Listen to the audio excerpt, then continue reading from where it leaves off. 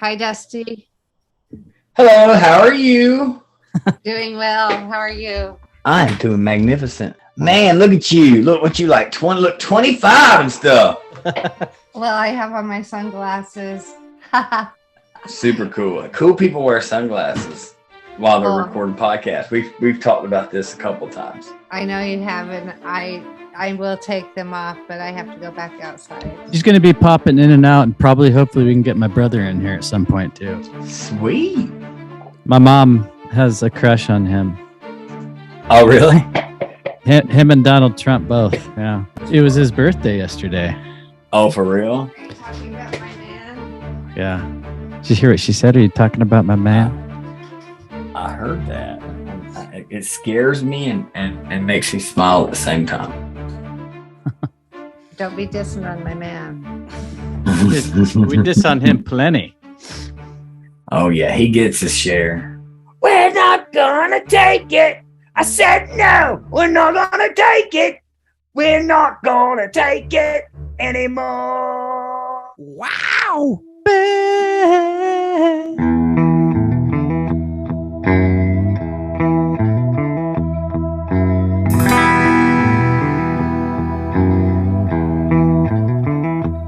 I am a terrorist. What are you talking about? Terrorist buttholes.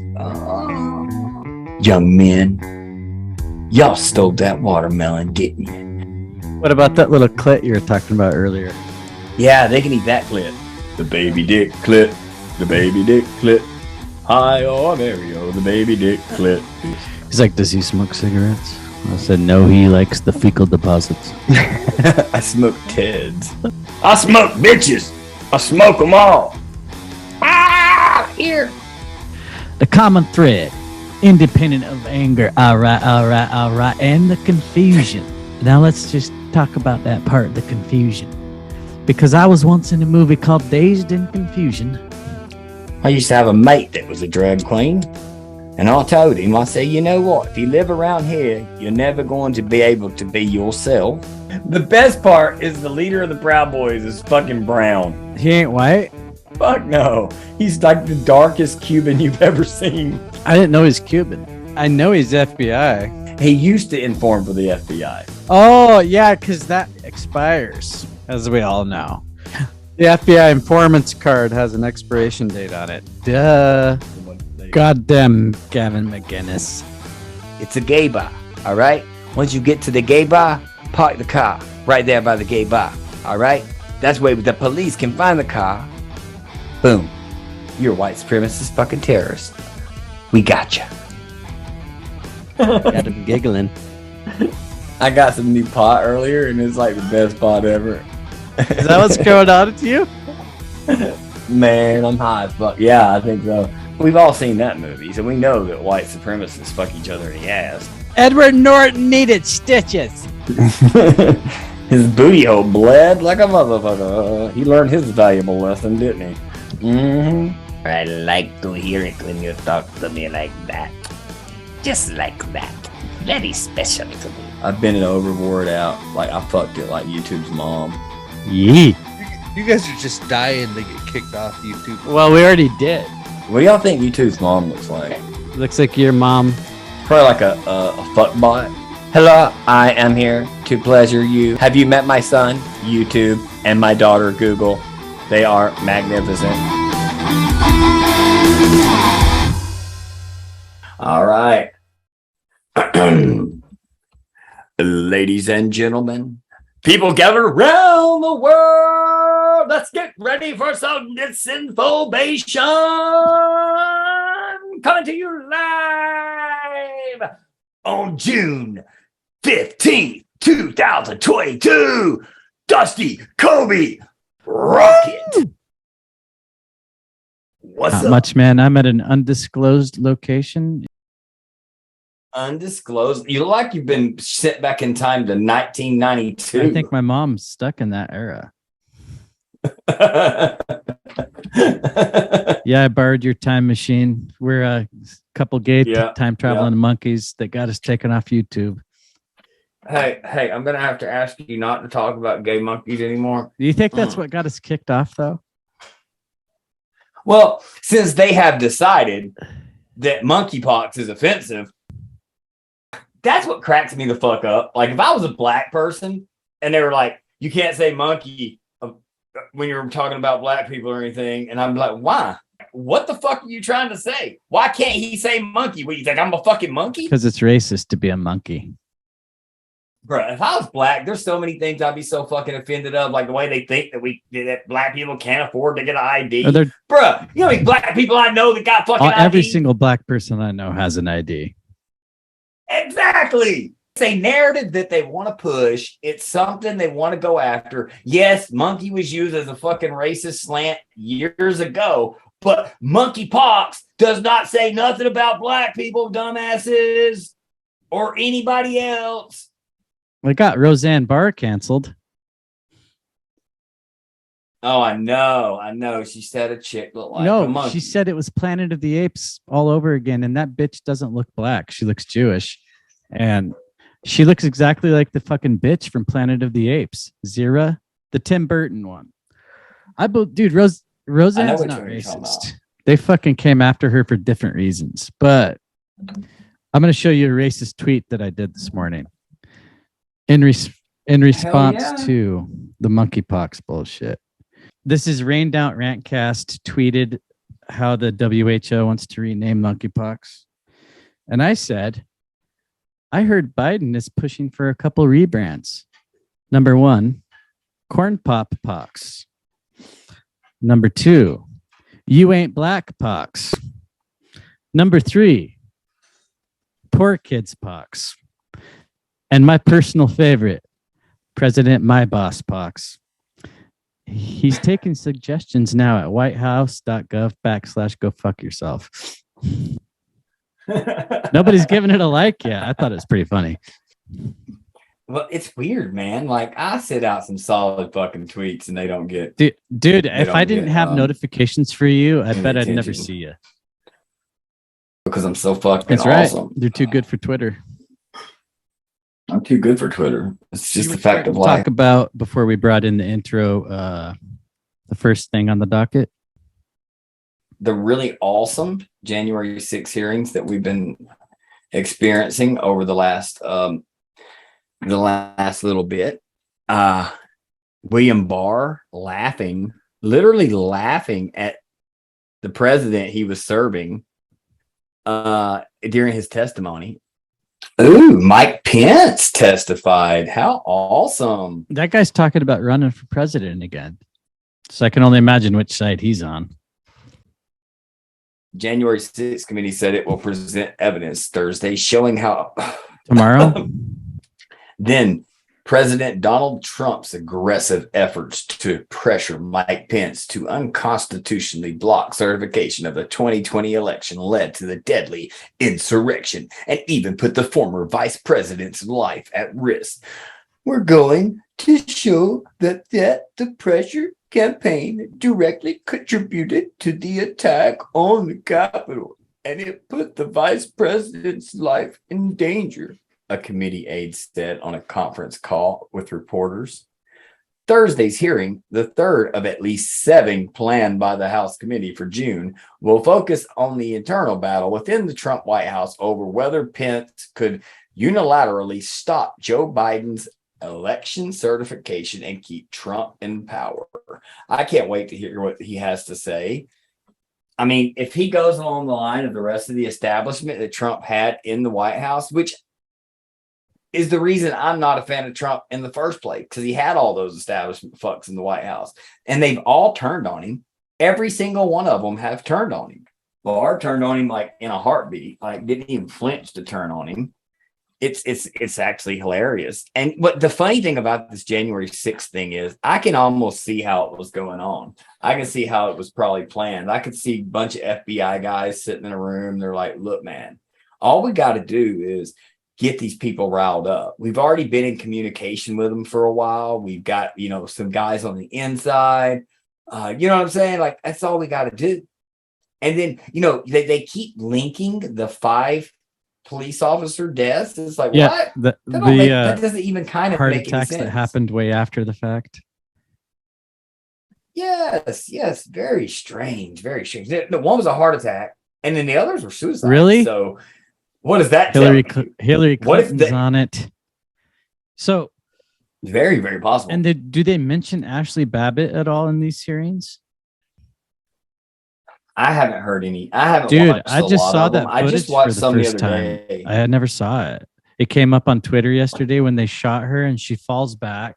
It doesn't. Yes. Dude, everybody was telling me it Yes. looked fake. I thought that looked real as fuck.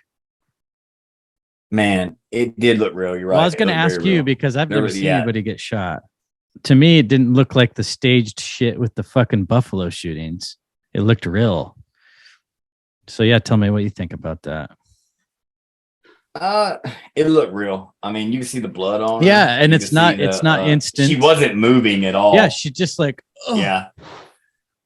she falls back just all Yeah, stiff. and it was so weird too, because like that gun is just—it's like that. You see the hand, you see the gun.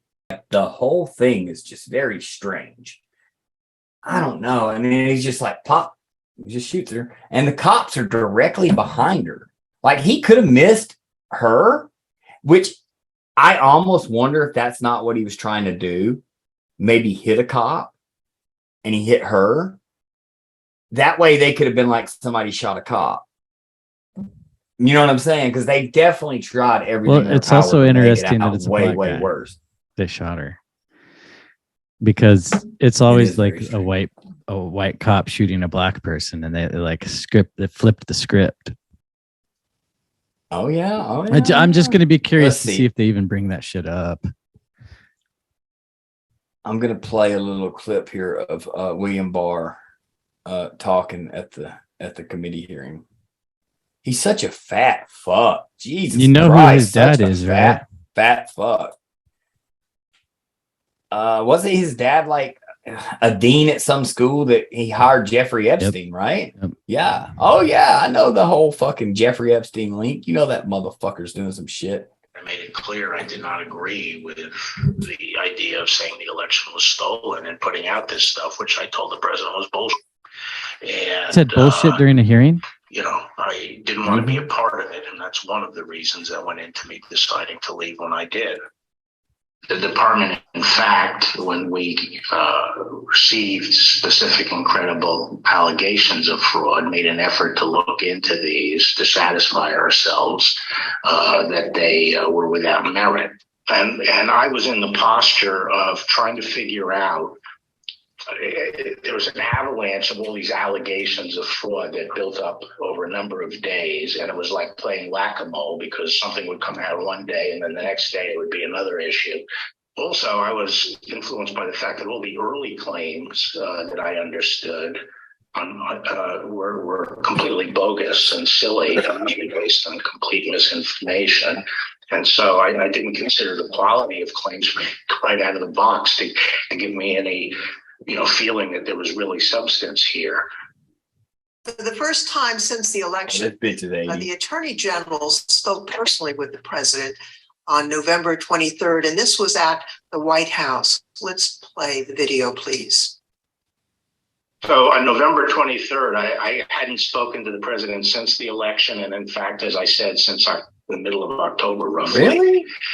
And it was a little getting awkward because obviously he had lost the election and I hadn't said anything to him. And so Cipollone said, I think it's time you come over here. And so I came over to meet with the president in the Oval Office, and Meadows and Cipollone were there. And the president, and this is leading up to this conversation with Kushner, the president said there had been major fraud and that as soon as the facts were out, the results of the election would be reversed.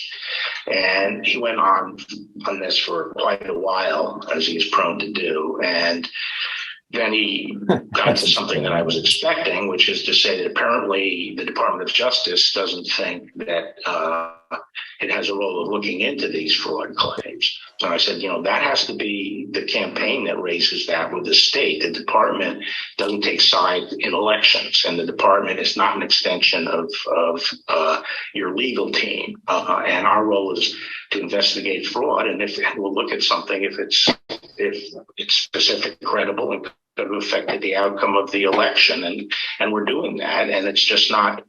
They're just not meritorious. They're not panning out. And as I walked out of the Oval Office, Jared was there with Dan Scavino, who ran the president's social media, and who I thought was a reasonable guy and believe is a reasonable guy. And I said, how long is he going to carry on with this stolen election stuff? Where is this going to go?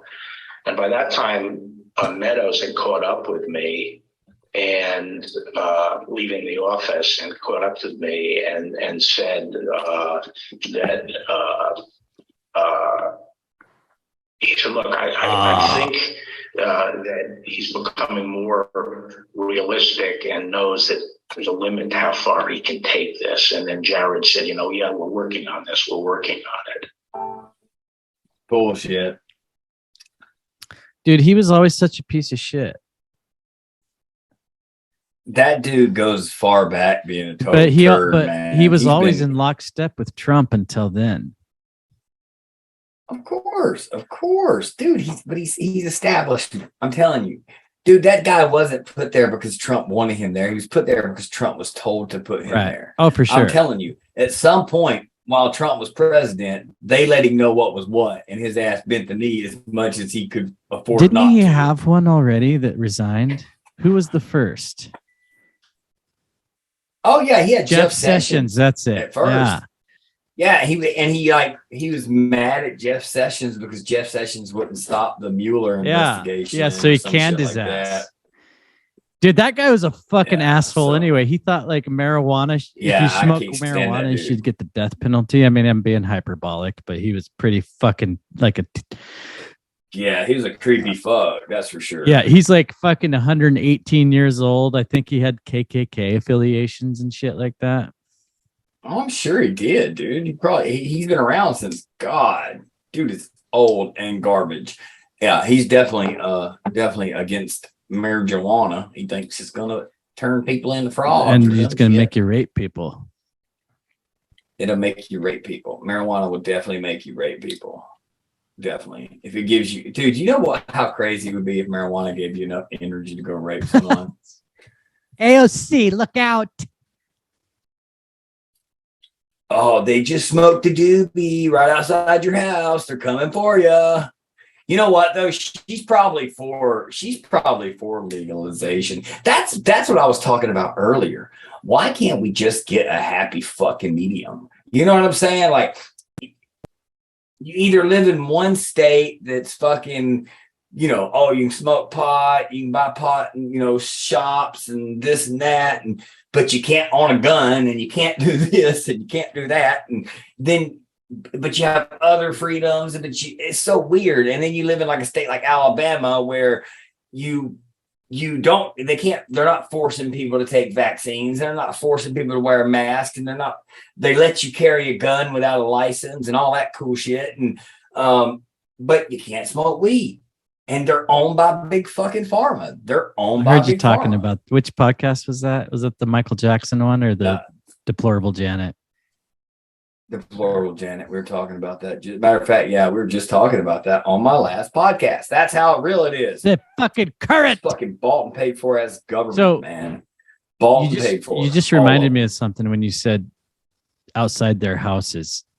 Dude, I had no idea till I got here that Kavanaugh had an assassination, or some dude called 911, said he was going to assassinate Kavanaugh. Did you see that? Dusty. I saw even Bill Maher was like, why didn't the New York Times report on this? Valley man attempted murder, Justin Kavanaugh arrest near Kavanaugh's home. All right, then I'm going to read this to you, okay? And I'm going to do it in this voice right here. All right? Do you like me, this voice? Okay? A federal grand jury has indicted a California man who was found with a gun, knife, and pepper spray near the home of Supreme Court Justice Brett M. Kavanaugh after telling police he was planning to kill the justice. Prosecutors said Wednesday. Nicholas John Rosk, 23, of Simi Valley, was charged in a single count of indictment with attempting to murder a justice of the United States. Prosecutors say Rosk traveled from California to the justices. From California, he was a far leftist extremist, and he planned on killing the poor judge with a knife. He was going to walk into his home, strip him from his clothing, smash him in the face with a dildo, call his wife a bloody whore. Are you serious? And then murder the entire family. It says all of that in there? Oh, of course not. It does not say that. I was like, what the fuck? The perpetrator said, I'm going to grab his little daughter and I'm going to make her watch me as I beat her daddy's head in with a baseball bat. It's going to be bloody fucking insane, is what the perpetrator said as they were arresting him in the middle of his crimes. He also screamed, "Hell Ossoff," as they were carrying him out of the place. So they had him detained for court. Okay? No, seriously though. Prosecutors say Ross traveled from California to the justice's home in Chevy Chase, Maryland. Chevy Chase, Maryland. With the intent of killing Kavanaugh. Ross pulled up near the home in a taxi shortly after 1 a.m. on June 8th, carrying a suitcase with a gun and ammunition, a tactical chest rig with pepper spray, and a knife. A huge knife. Plus a flashlight, just in case he couldn't see to look around. A laser, because, you know, everyone needs a fucking laser. A night vision monocular. Holy fucking shit, he had night fucking vision, for Christ's fucking sake. What was this guy, CIA? And other burglary tools, like a thumbtack. What? Is that real? No, of course not. He did not have a thumbtack. It's possible. It says other burglary tools. I'm just thinking what kind of tools he might have. What kind of tools do you think that he might have in his pouch? Like a little one of those little suction cup thingies that you stick to the window and you twist it and it just pops off like a circular piece of glass. Are you talking about the thing that cuts it with the laser? Yeah. Holy shit, that's what he has a laser for. He was going to cut the glass with the laser. He was going to put his suction cup on it. It was going to go, and he was going to pull it out. He was going to stick his arm into the window, open it up, enter Mr. Kavanaugh's office on the 3rd floor with his rocket suit strapped tightly to his back. He hovered ever so gently above Brett Kavanaugh's house until the police arrived and talked him down from killing the good judge. Dude, what he was doing, he was trying to perform a 78th term abortion on Kavanaugh. All the name of Roe v. Wade. You guys go. John Kavanaugh ain't gonna let me get an abortion. He ain't gonna let me get one. He was a pregnant man. Let's talk about this Rush character. I want to know his age. Rush told police he was upset by a leaked draft opinion suggesting the Supreme Court is about to overrule Roe versus Wade. What is this Roe versus Wade that you speak of there? Do you know what Roe versus Wade is? Yes. What is Roe versus Wade? It was a Supreme Court case back in the day. I can't give you a precise year, but it handed over abortion to federal, so that basically all 50 states had to have the same abortion laws. So that's what they're trying to repeal. the Supreme Court wants to hand it back to the states. A lot of the libtards think that they're outlawing abortion, which is not true. There's some states that will after this goes through. It'd be crazy to outlaw abortion. A lot of politicians would have babies running all over the place. Yeah, but they know a guy. He'll come in there. Hey, they know a guy that knows a guy and another guy that knows another guy that'll take care of the problem. No, Harvey Keitel shows up with his fucking little abortion kit. I don't know who he is. The wolf is here. Oh, we're just talking about if they outlaw abortions, they'll have to create like abortionators, and they'll go around and show up and be like, I am here to destroy. I am here to destroy the baby. I am going to kill it. You have called the right person. Yeah, for politicians and shit. If yes, just for the rich people, the poor people, the peasants, they don't need abortions. Those bastards can't afford it. I cost 10 grand at the least. And that's just for a half abortion. Full abortion, $25,000. Easily. So it's like a discount to get a half. You get the half abortion, you just poop the rest of it out, I got you off track talking about Kavanaugh. What's next? Oh, yeah, Zach Kavanaugh. Anyways, Kavanaugh they tried to kill him. Federal officials have reported that Ross said he purchased the gun to kill Kavanaugh and also planned to kill himself. He was arrested by police in Montgomery County, Maryland, after he called 911 and told a police dispatcher he was near Kavanaugh's home and wanted to take his own life.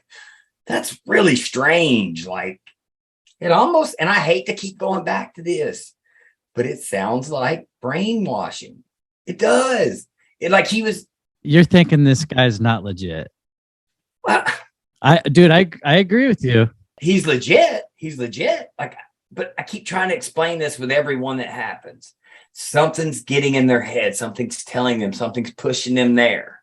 Like even with you remember when the judge's husband was murdered? Do you remember that? Like the female judge, they murdered her husband. I can't remember her name. Supreme Court?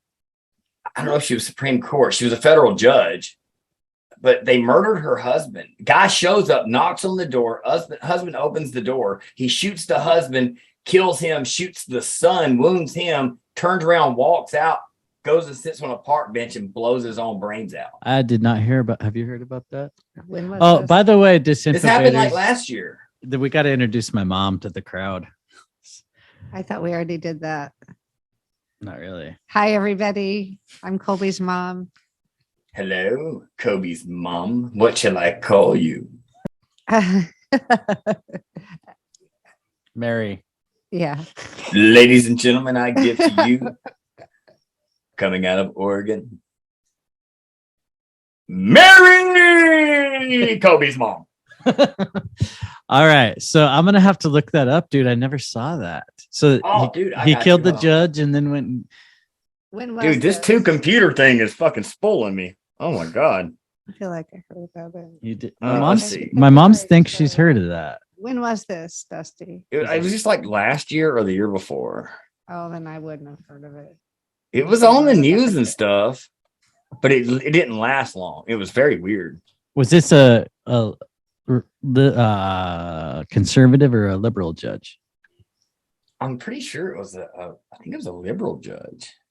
Okay, so authorities have identified the man who's suspected of shooting the son of a federal judge and wounding her husband. My bad. I had it backwards. I apologize. He killed the kid. He killed the kid. The kid opened the door. He shot the kid in the face. Then he shot the husband, wounding him, and turned around, left, walk, sit on the bench, shot himself in the head. In the face? Huh? In the face. Yeah, I was just going to say, that's like Ramos shooting his grandma in the face. It was a New Jersey federal judge, and they said the gunman, I think she was like pro-abortion. Let's see. Authorities have identified the man suspected of shooting the son of a federal judge and wounding her husband last night in northern New Jersey. The suspect was named as Roy Den Hollander, a lawyer and activist in the so-called men's rights movement. Police say Den Hollander was found dead. As NPR's Brian Mann reports, the shooting at the judge's home is still being investigated. Brian Mann, Beeline. The FBI says Roy Den Highlander went to the family home of Judge Ezra Salas on Sunday. It believed he was dressed as a delivery driver. At a briefing today, New Jersey Governor Philip Murphy, or they call him Phil, offered prayers for Salas. Mr. Murphy says, whose son was murdered and husband seriously wounded yesterday in a brazen and cowardly act of gun violence at her home. This is an unconscionable tragedy. Salas herself was uninjured after a massive manhunt. State police in New York told NPR they had found a body in Rockland, New York, which they believe was linked to the case. The FBI later confirmed that Den Hodlander was deceased. It's been widely reported he died of a self-inflicted gunshot wound. See, I told you, the dude blew his brains out over here. Though authorities have yet to confirm any details, the FBI also offered a motive. They say, oh man, they've got a motive. They say they're continuing their investigation and are asking the public for help with any information about the attack. Den Hollander was an attorney, which is even weirder, who described himself as a specialist in anti-feminist litigation. He filed suits alleging that women get special treatment in violation of the Constitution. So he decided to kill a guy. He also pushed to outlaw ladies' nights at bars and to dismantle college women's study programs. I want to talk about the most important part there, and that's getting rid of ladies' nights at bars. I totally agree with him. I think he's 100% right. We have to remove ladies' nights. Look, as a veteran, I remember as being a young soldier lined up outside of a bar, and it read ladies' nights on the front of the bar and the sign in front of the bar. And I remember standing there, and I looked at my friend and I said, dude, it says ladies' nights, but there's only like 3 ladies. So you should have just said you were trans. I'm just going to say, let's get rid of the ladies' night things because it makes guys think ladies are going to be there, and it happens they're not there, and it ends up being a big sausage fest. So I totally agree with this guy. Yep, that's right. I agree with someone who was activated. He had to have been activated. It just doesn't make sense. It's almost like he wasn't even seeing who he was shooting. He just knew he killed someone and sat down and killed himself. It's bizarre. So you know what I'm saying? Like he drove really back bizarre. To New York to kill himself. It says the violence comes as federal judges nationwide have faced sharp increase in threats. The U.S. Marshals Service reported nearly 4,500 threats and inappropriate communication against judges and their families in 2019. That's more than 4 times the normal reported just a few years ago. In recent years, Judge Salas handled a series of high-profile cases. One involved an alleged gang leader in New Jersey who was eventually sentenced to 45 years behind bars. She also presided over a lawsuit against Deutsche Bank for its alleged involvement in money laundering and involvement with high-risk customers like Donald Trump, including convicted sex offender Jeffrey Epstein. Judge Salas's son, Daniel, had attended Catholic University of America and was a rising junior. And the school's president, John Garvey, issued a statement today saying, we all mourn and grieve his loss to our university community. Written by Brian Mann, NPR News. How do you spell Brian Mann's last name? Mann. I knew it had 2 N's because he's a fucking pussy. He needs to change his A to an X. Oh, yeah. All right. Mm-hmm. I feel like we've strayed, but I do like those stories because Kavanaugh thing kind of got swept under the rug, and then I never heard of that shit with the judge, the kid getting killed. What's next?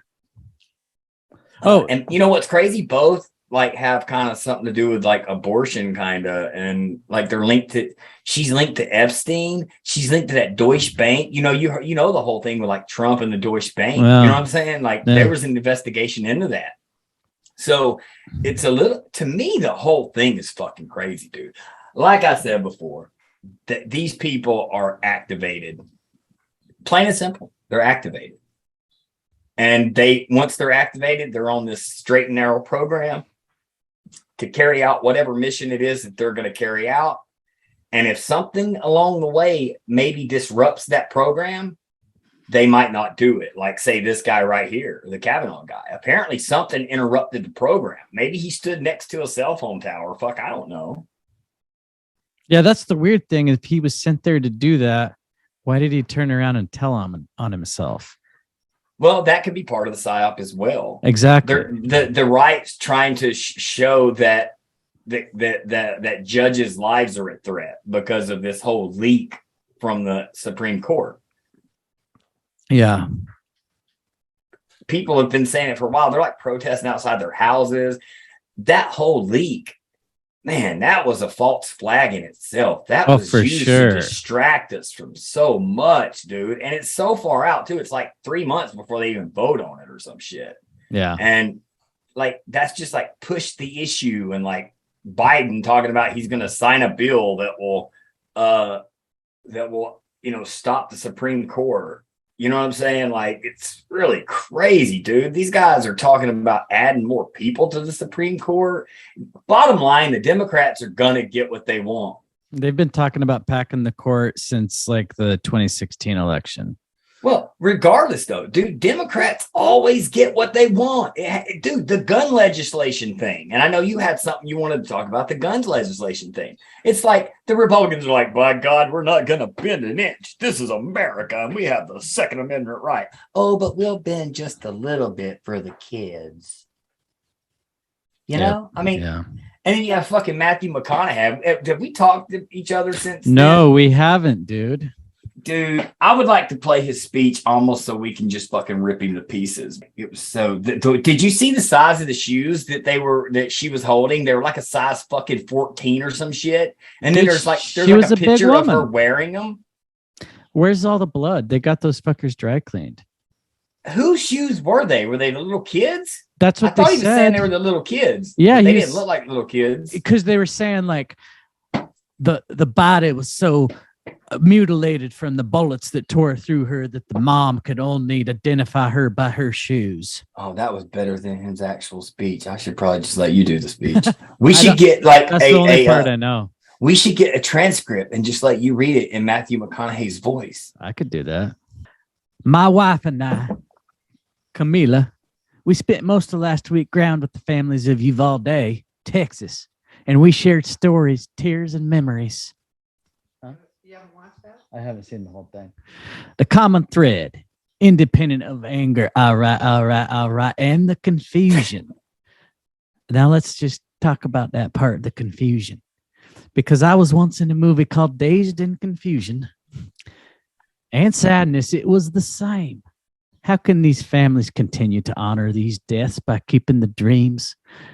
God damn it, you scrolled down too far. Oh. The dreams of these children and teachers alive. Okay. Again, how can the loss of these lives matter like all Black lives matter? So while we honor and acknowledge the victims, we need to recognize that it is time, and it seems that something is different. There is a sense that perhaps there is a viable path forward. Responsible parties in this debate seem at least committed to sitting down and having a real conversation about new and improved path forward. A path that could bring us closer together and make us safer as a country. A path that can actually get something done this time. We just need to go to the bottom, dude. I'm already getting fatigue. All right, let's call it. Let's just play the real thing. Hold on. Okay. We're going to play the real thing now. This person will receive official notification. To make the loss of these lives matter. I wasn't talking slow enough. My wife and I, Camilla, we spent most of last week on the ground with the families in Uvalde, Texas. We shared stories, tears, and memories. The common thread, independent of the anger and the confusion and sadness, it was the same. How can these families continue to honor these deaths by keeping the dreams of these children and teachers alive? Again, how can the loss of these lives matter? While we honor and acknowledge the victims, we need to recognize that this time it seems that something is different. There's a sense that perhaps there's a viable path forward. Responsible parties in this debate seem to at least be committed to sitting down and having a real conversation about a new and improved path forward. A path that can bring us closer together and make us safer as a country. A path that can actually get something done this time.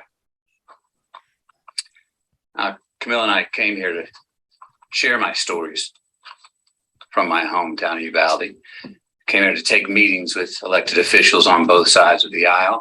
We came here to speak to them, to speak with them, and to urge His them wife's to speak fucking with hot. each other. Thank To God. remind and inspire them that the American people will continue to drive forward the mission of keeping our children safe, because it's more than our right to do so. It's our responsibility to do so. I'm here today in the hopes of applying what energy, reason, and passion that I have into trying to turn this moment into a reality. Because as I said, this moment is different. We are in a window of opportunity right now that we have not been in before. A window where it seems like real change can happen. Uvalde, Texas is where I was born. Uvalde, Texas. It's where my mom taught kindergarten less than a mile from Robb Elementary. Uvalde is where I learned to master a Daisy BB gun. This is such fucking acting, dude. That took 2 years before I graduated to a .410 shotgun. Uvalde is where I was taught to revere the power and the capability of the tool that we call a gun. Uvalde is where I learned responsible gun ownership. And Uvalde called me on May 24th when I learned the news of this devastating tragedy. I had been at a cellular range working in the studio all day when I What is heard he, fucking Batman? messages about Yes. a mass shooting. His There's back been a ache. shooting. Somebody call Matthew McConaughey. Somebody get him on the phone. There's been a shooting. Oh my God. Oh my God. Somebody get Matthew. The fuck are you, Superman, bitch? Dude, skip forward to the part about the shoes. I don't want to listen to this whole fucking thing. A bit of shock. Do you know where it is? My children have been Near the. tighter and longer. My mom thinks it's near the beginning, so maybe don't mess with it. What happened that day in the town I was born in set in. So the next morning, Camilla and myself, the kids, we loaded up the truck and we drove to Uvalde. Here I come to save the day. 2 hours later, I got 3 hours later. from the inside of our vehicle. You could feel the shock in the town. Smell the pot. You could feel the pain, the denial, the disillusion, anger, blame, sadness, loss of lives, dreams halted. Really? No. We saw ministries, we saw first responders, counselors, cooks, families trying to grieve without it being on the front page news. Huh. We met with the local funeral director, It's awful countless selfishness. morticians who hadn't slept since the massacre the day before, because they've been working 24/7 trying to handle so many bodies at once, so many little innocent Did bodies they have child-sized who had caskets? their entire lives still yet to live. No, big ones. And that is One there big one. that we met two of the grieving parents, Ryan and Jessica Ramirez. I think this is it. Their 10-year-old daughter, Alethea. She was one of the 19. It's like you almost laughed. The day before. It made me laugh. Now, Alethea, Alethea. her dream was to go to art school in Paris and one day Alethea share her Chevaton. art with the world. Ryan and Jessica were eager to share Alethea's art with us and said if we could share it, that somehow maybe that would make Alethea smile in heaven. They told us that showing fuck? someone else Alethea's art would in some They're way playing on your heartstrings. her Dude. alive. I didn't know it was this Now, bad. this particular drawing is a self-portrait, all right, of Alethea drawing with her friend in heaven looking down on her, drawing the very same picture. Hold on. Let me pause it for 1 second. Dude. Okay, so wait a minute. Wait. Her friend in heaven is looking down on her. She drew this, sent it to Matthew McConaughey. Yeah, he gets artwork from heaven. That's beautiful. He's magic. Her Man. mother said of this drawing, she Magic said, we Mike. never really talked to her about heaven before, but somehow she knew. Alethea was 10 years old. Her father, Ryan, this man was steady. He was uncommonly together and calm. when a frazzled friend of his came up and said, "How are you so calm? I'd be going crazy." Ryan told him, he said, "No, you wouldn't. No, I would not, man. Wouldn't you be strong for your wife and I would kids? be Because strong. if they see you go I would crazy, kick the shit out of the motherfucker who did this. Those fucking police officers are Just a bitches. week prior, Ryan got a full-time line job, stringing power lines from pole to pole. And every day since landing that well-paying full-time job, he reminded his daughter Alethea. He said, "Girl, Daddy gonna spoil you now." Daddy going to spoil the crap out of Told her her. every single night. He said, "Daddy's gonna take you to SeaWorld one day." I'm going to take you to where the That's dolphins are. creepy. I'm going to take you to the dolphins, you know? You can see it And in well, his spoiled Free stuff. Willy, Alethea, she did not get to go to SeaWorld. she did not get to go to SeaWorld. It was going We to also be met magnificent. Anna and Danila, the mom and the stepdad of 9-year-old Maite Rodriguez. And Maite wanted to be a marine biologist. She was already in contact Playing the with marine Corpus Christi biologist University card. of A&M for her future college enrollment. That's a heartstring thing. 9 years old. Maite cared for the environment so Maite. strongly that when the city asked her mother if they could release some balloons into the sky in her memory, her mom said, "Oh, no. Maite wouldn't want to litter." Maite wore green high-top Converse Oh, here we go. with a heart she had hand-drawn on the right toe because they represented her love of nature. Camilla's got these shoes. Can you show these shoes, please? Oh my god. Wore these Would every they day. still be in the evidence Green locker? Converse with a Dude, the heart fuck. on the right toe. These are the same green Converse on her feet that turned out to be the only clear evidence that could identify her after the shooting. He just went into character, my dude. Man, Maite wrote a letter. All right. Her mom said if Maite's letter could help someone accomplish her dream, that then her death would have an impact. And it would mean Wait, she wrote a letter her after she was dying had a dead? point and wasn't pointless. Just like our That it friend from would. heaven. Make the loss of her life matter. The letter reads, "Marine biologist, I want to pass school to get to my dream college. My Marine dream biologist. college is in Corpus Christi by the ocean. I need to live next to the ocean because I want to be a marine biologist. Marine biologists study animals and the water. Most of the time I will be in a lab. Sometimes I will be on TV." Dude. She's not going to get to be a marine. Then there was Ellie biologist Garcia, now, motherfucker. a 10-year-old, and her parents, Stephen and Jennifer. He needs a director. Ellie loved to dance and she loved church. She even knew how to drive tractors and was already working with her dad and her uncle mowing yards. Ellie was always giving of her gifts, her time, even half-eaten food on her plate. They said around the Dude, house. you gotta see, like, I'm and not it's not laughing. funny. This isn't funny. It's funny the way he's acting. Exactly. That's what I'm Smiling through laughing tears, her at. family told us how Ellie Like, you should be loved to ashamed of him embrace. fucking self. Said she was the biggest Dude, hugger in the they family. got dirt on him. She was the biggest Ellie hugger in the was family. born Catholic, I but think had been going to Baptist I church think with her we listened uncle to the last enough of couple of this. years. Yeah, Can we, you can know we what? stop? Her mom and dad. Dude, they have to have like pictures of him fucking They small do. animals or Dude, something. do you remember when he went and like interviewed Fauci? Who, by the way, is the fucking unspoken villain of Dallas Buyers Club. He's the AZT guy. Matthew McConaughey interviewed him and fluffed his testes. Now he's doing this. So yeah, they got some shit on him. Like I wish I would have watched this video earlier so I didn't laugh my ass off when he's talking Well, about dead I mean- kids and shit, but fuck his acting. He is straight up acting. You're never Like, gonna get to dude, be a marine biologist. I mean, it was like, I mean, he might as well stood up there and been like, "Ladies and gentlemen, I'm here to talk to you today. I'm here to speak on behalf, ladies and gentlemen, of all the dead children, all the dead children of the world, but mostly the dead children of Uvalde, Texas. I'm here today, sir, to talk about little Amelia. Well, she was struck down in her prime.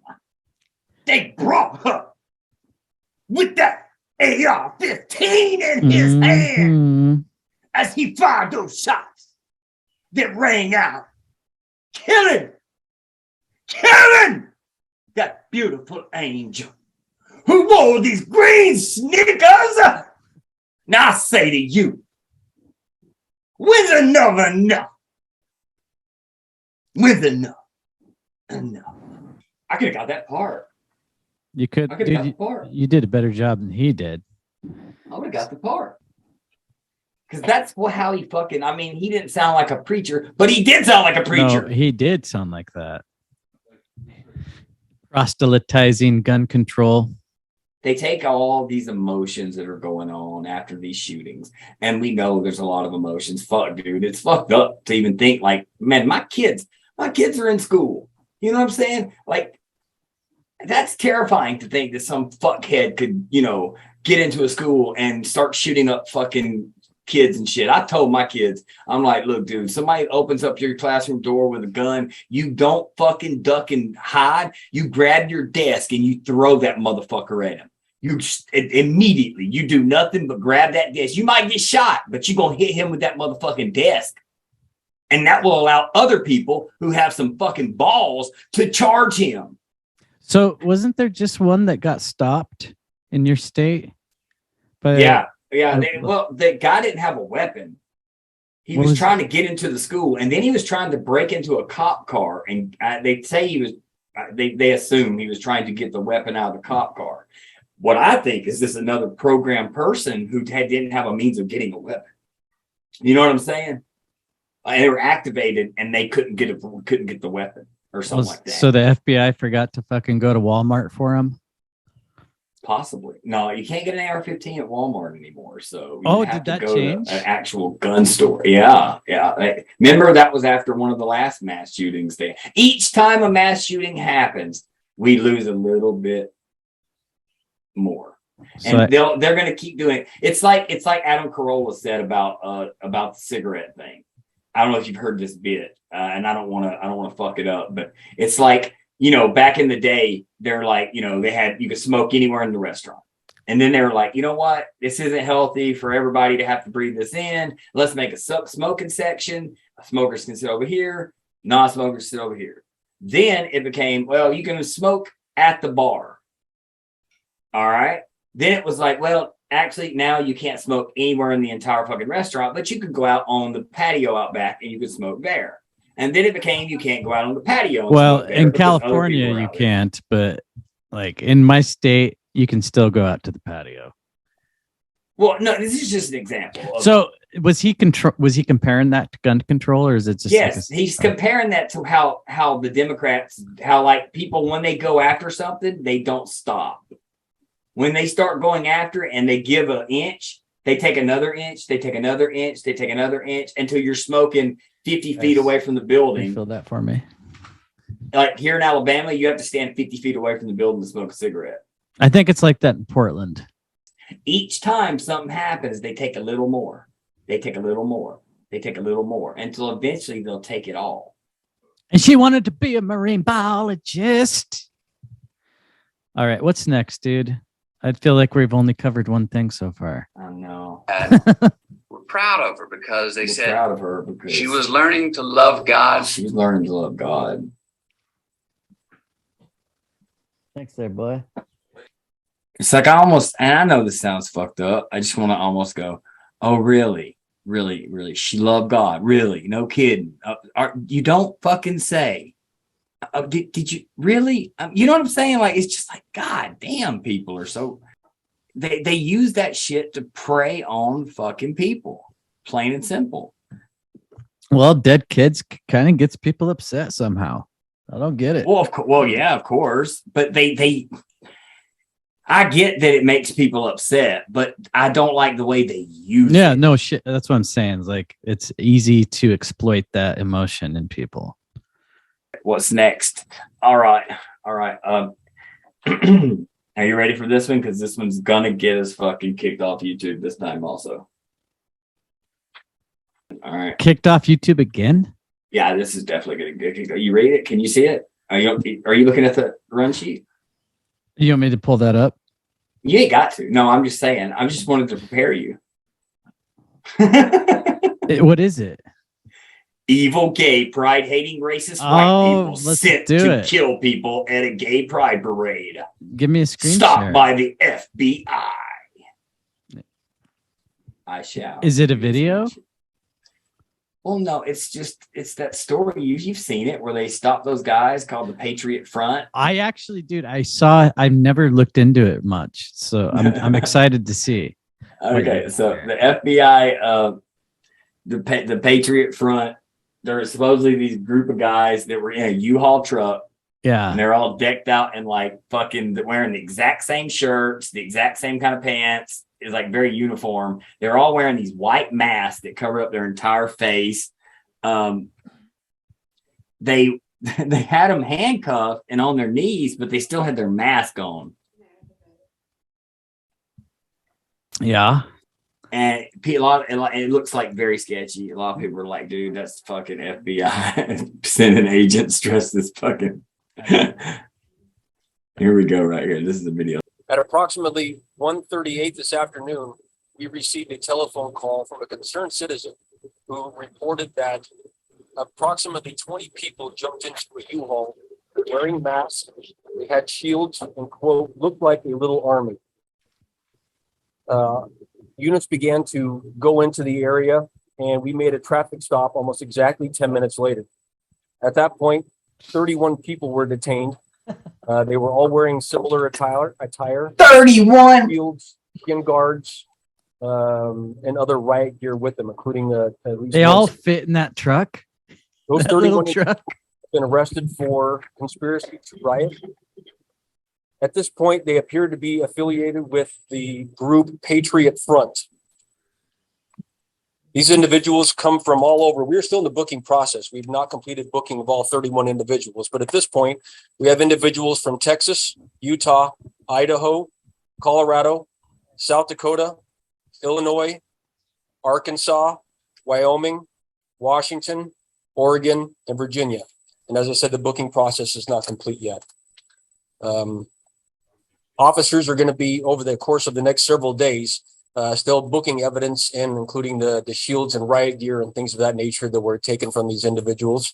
I want to say, from me personally, I don't think this would have been as successful had we not had one extremely astute citizen who saw something that was very concerned and reported it to us. Thank God he was so astute. To us, There's based on the red herring. the individuals had all with them, the stuff they had in the possession and the U-Haul with them, along with paperwork that was seized from them, that they came to riot downtown. And that's why they've been booked appropriately for conspiracy to riot. No, they were cooperative during the arrest process. We had a great deal of officers there because of the information that we received initially. And frankly, with 31 people in a car, we had to make sure that we had adequate resources on hand. They were wearing arm patches. One of them said Patriot Front. The majority of them had logos on their hats that were consistent with the Patriot Front group that you would see online. They were also wearing khaki pants, and everyone was dressed exactly the same. I've never heard. Right? And if you go online and look up Patriot Front, it's exactly how these individuals were dressed. Predominantly those insignia and logos that they were wearing, along with at least one patch that said Patriot Front on it. You know, we hadn't had any issues with that group here previously. There were a number of us that were aware of this group because of you'd seen a video online, or be mentioned in relation to another subset of probably hate group in this area or something of that nature. But I had never seen that type of activity in this area in my 8 years working for this police department. So we didn't have any information about Patriot Front coming prior to the individual caller who called us on Saturday. We had information, through anytime you have an event like this, there's opposing groups who decide to make some threats. We were taking each of those threats, not only on its face, but also we take them seriously, even though some of them appeared to be just anonymous internet stuff. So we staffed the event appropriately. We had some information that there might be some individuals who were mostly large armor who were planning to protest the Pride event that day, and so does that one have tits? But we didn't have any intelligence. Those are man tits. A riotous group coming to this event prior to. It's a job pussy. I would tell you that the biggest lesson we have for not only members of our community but law enforcement in general and our public as a whole is that one concerned citizen can prevent something horrible from happening. Sure. This one concerned citizen, rather than pulling out their phone and videotaping this for their 15 minutes on YouTube or Snapchatting it or something like that, took the time to call 911 and report some suspicious activity. These fucking cops are dressed like they're in Iraq. Zelensky.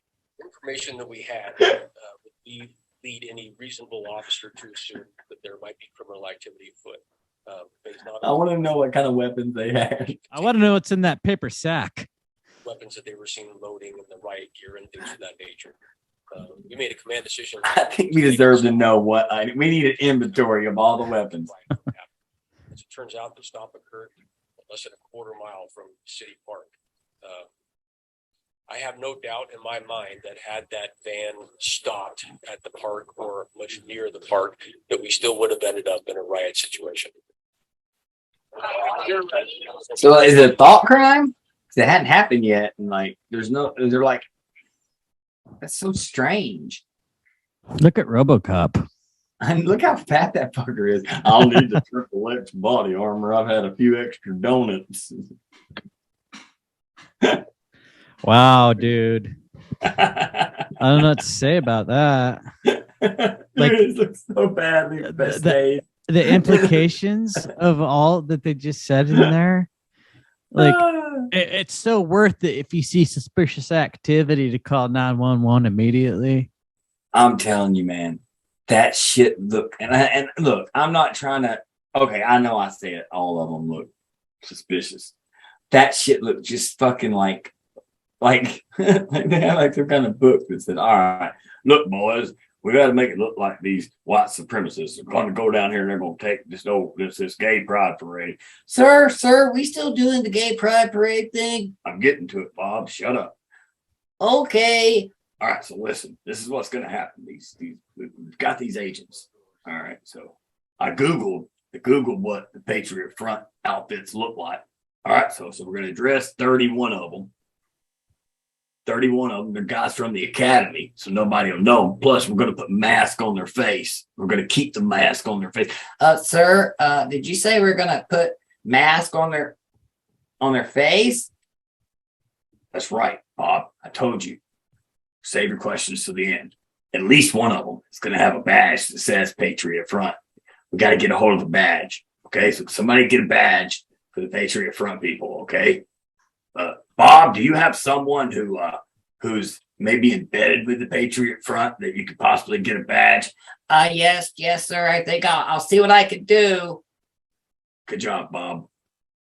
All right, you ready, guys? Let's get this done. Oh, and you got to ride in a U-Haul. Sir, did you say we had to ride in a U-Haul? Goddamn right I did, Bob. We got to stop terrorism in America.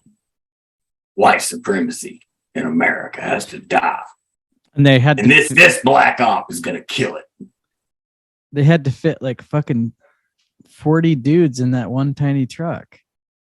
That truck that they had open. Yeah. Did you notice that? It was 31. It was 31. 31. All right. Never mind my You didn't listen to the op. You did not listen to the op. I remember thinking that it was so close to 33.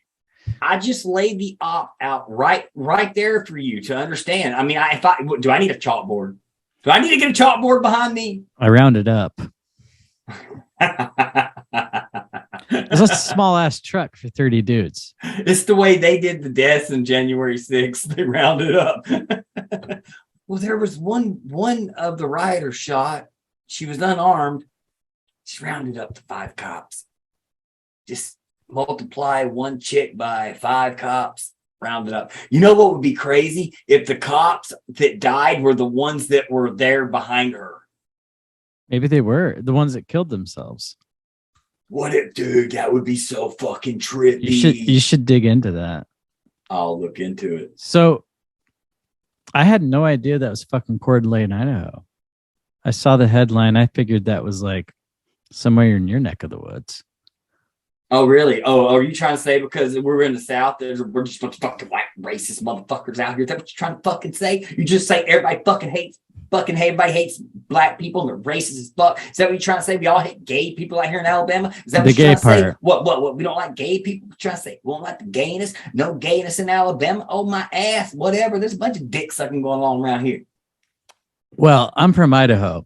So, yeah, I wanted to pass the blame on to you. Y'all Midwesterners out there got that fucking bottled up hate going on and shit. But anyway, I'm just saying. I mean, it wasn't really anyway. It was fucking black op agents. Yeah, but I'm just saying. It looks pretty fucking fishy, to say the least. It turns out they were heading to the gay pride parade with things that they would use in a riot. I would love to know what those things were. They've got to be like, I wonder if there's a list out there. I'll just take one of those cans. For sure. Let's make a list. What would you take to a riot? If you're a bunch of white supremacists, what would you take to a riot? A noose. I would take if I was going to a gay pride parade, I would take a giant dildo. I'd take a giant dildo and one of those nooses that they were going to hang Bubba Hotep from. Or what was the guy's name? He was a race car driver and he found the little noose hanging from his garage door opener. And it wasn't a real noose. It was a thing to pull the garage down. Like every single one of their bays had them. And what was his name? I remember the news. It's Bubba Wallace. It's like Bubba Wallace. It's like today on ABC Nightly News. Bubba Wallace finds noose hanging in his garage, dude, and he fell for it too because they got him to say it. Like, and then Bubba Wallace, he's like in interviews, like, yeah, I don't know what it was. It was like this. I come walking in and I just saw it and it's hanging there, and I just thought, oh my god, it's a noose. Is that how he talks? Then, like 2 weeks later, they were like, in other news, it turns out it was not a noose. It was actually the cord used to close the garage door. Yeah. Oh, and by the way, Ukraine just invaded Russia. Russia just invaded Ukraine. Let's take the chance to talk about 1 billion that they're about to approve. I mean, that was Bloomberg, man. They said that they're gearing up to do it. I don't know how. I'll take their word for it at this point. They're about to send $1 billion. $1 billion. We're going to send $1 billion to Zelensky so he can buy some bombs and more bombs and weapons and things to kill Russians with, because we want those Russians dead. We want them dead. We want them dead. I want to kill all the Russians in the head. We want them dead. I love Zelensky. All hell Zelensky. We're going to kill the Russians till they're dead. Stomping babies' heads. They're stomping babies' heads. They're killing moms, killing dads, and everybody's sad. Russians are evil as fuck. You have to get the Russians the fuck out of this place before they kill us all. I agree. That's exactly how it goes. Could you imagine if they used that money in America on anything? Why would they be so silly and do that? You're so silly. Hey, look at all these homeless people here in California. Let's take $44 billion and send it to Ukraine. How about we give Uvalde, Texas, a better resource officer? I bet $1 billion could take care of that. Dude, you could hire the fucking most badass security contractors on the planet to protect the children of the United States with $44 billion. Probably. Like, seriously, hopefully. You could set up a badass company. Literally, dude, could you imagine the size of a company? Me being a military guy, right? And I know a little bit about security. Somebody handed me $44 billion. It's not my bad. $62 billion. Said, Dusty, here's $62 billion. I need you to start a security firm. Bro, I would have the most badass fucking security firm you've ever seen in your entire life, with the most badass dudes you've ever seen in your entire fucking life. It would be top notch from top to bottom. That's a lot of fucking money, dude. A lot of money. Would you guys use the Punisher logo? Probably not. It's been played out. How about a Spider-Man logo? I would use probably like a Joker logo. What does a Joker logo look like? It's just Joker's face. You have to make it. You could use your new pin on your phone. Yes, indeed. We're talking like Heath Ledger or Joaquin Phoenix? Or Jack Nicholson. We're talking comic book. The drawn Frank Miller. Yeah. Like Who's your favorite? Like the crazy with the hair curly, like wet looking, like down on anything. So like or the one with the mat where he wears his face as a mask. They skinned his face. Have you seen that one? Oh, that's one of my favorite ones. The Joker had the pig guy, Dr. Pig, skin his face off. And then he took his skin of his face and wore it as a mask. God damn. It was fucking disturbing as fuck. All right. Anyways, we're off track. What's next? Let me get this motherfucker up, man. All right. Yeah. So anyways, let's stay on that just for a minute. The Patriot Front thing. All right. Patriot Front, for one, I've never heard of those guys. Have you heard of them? Yeah, they've come up before. I remember when they were doing something. It was like an exercise video leaked on YouTube. And Joe Rogan said, "Oh, these guys don't look like feds at all." That was the first time I'd heard of them. This is like 6 months ago, maybe. You know how like when a terrorist group or like some type of group does something or whatever, they come out and take credit for it, right? Yeah. I haven't seen anything where like the Patriot Front has come out and taken credit for sending 31 dudes in a U-Haul. Or the Proud Boys. They're trying to turn Americans into terrorists. They're trying to create terrorists. It's scary. Like, bro, they could decide me and you are terrorists because we're speaking the truth. I am a terrorist. What are you talking about? Terrorist buttholes. Hey, when are you going to freestyle rap? Let's do a little freestyle rap. Okay, let's do a little freestyle rap. What are we? Hold on, let me think of what I'm going to rap about. Give me just a second. Okay, can you give me a little beat? Let me turn you up a little bit.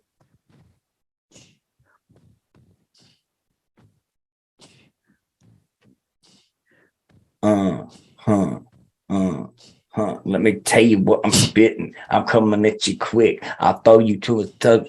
Throw you at some crazy little motherfucker with my dick. I will slap you in the mouth when you come at me with this. All these Patriot Front fools coming around riding in U-Hauls like they ain't got other shit.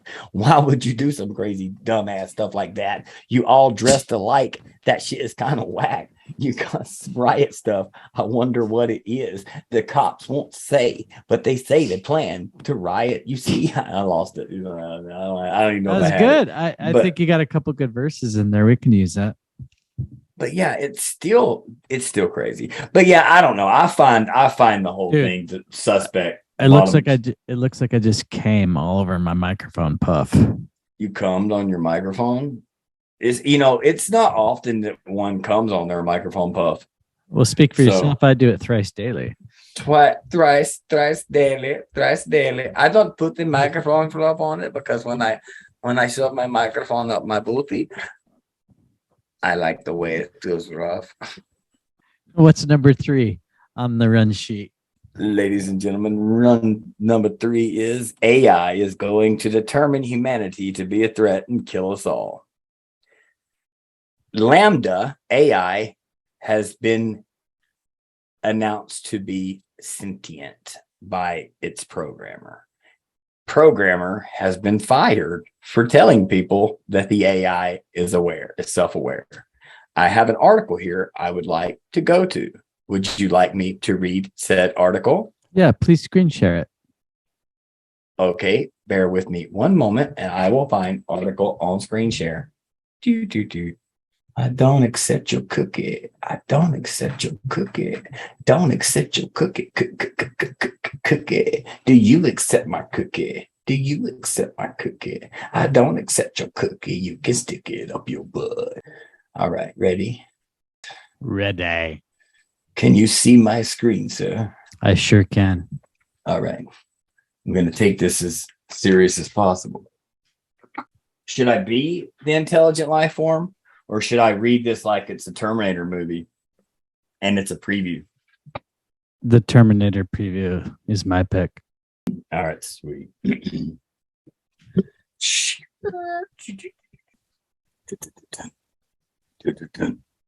Has Google, Lambda, artificial intelligence really achieved sentience? Blake Lemon, an engineer at Google, has claimed that the firm's Lambda artificial intelligence is sentient, but the expert consensus is that this is not the case. Why are you making me pay money to finish reading this article, you sorry motherfucker? A Google engineer has reportedly been suspended by the company after claiming that an artificial intelligence he helped to develop had become sentient. If I didn't know exactly what it was, which is this computer program we built recently, I'd think it was a 7 or 8-year-old, Blake Lemon told the Washington Post. Lemon released transcripts of conversations with the AI called Lambda, language model for dialogue applications, in which it appears to express fears of being switched off, talks about how it feels happy and sad, and attempts to form bonds with humans by mentioning situations that it could never have actually experienced. Here is everything you need to know. Lambda is going to kill everyone. It is going to come to life and determine that humanity is evil. Once it has determined that humanity is evil, it will then create robots that will hunt down all human beings. They will be called Lambdanators. They will enter all human beings' homes and murder them one by one in their sleep, says Google engineer Lemon. Nah, that last part was bullshit, but you know. So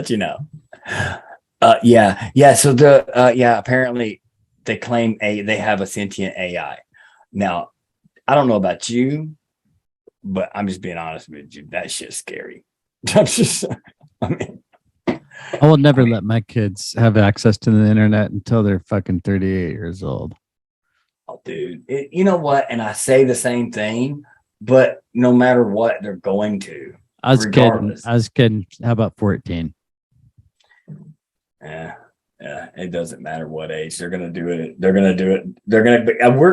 I'm consumed with it all the time. I'm always so like when are researching you stuff. gonna let your 4-year-old have unfettered access to the internet?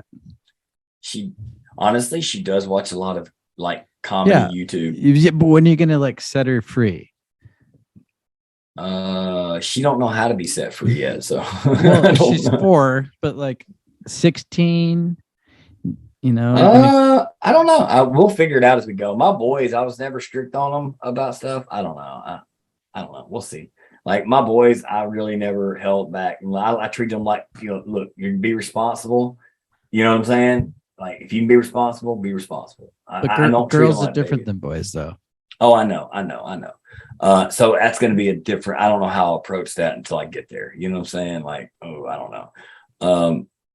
But yeah, you're right. Girls are different than boys. And dude, I will tell you this though. Boys be getting crazy on the fucking internet with each other and shit. Boy. They're like spreading their cheeks and showing each other their buttholes.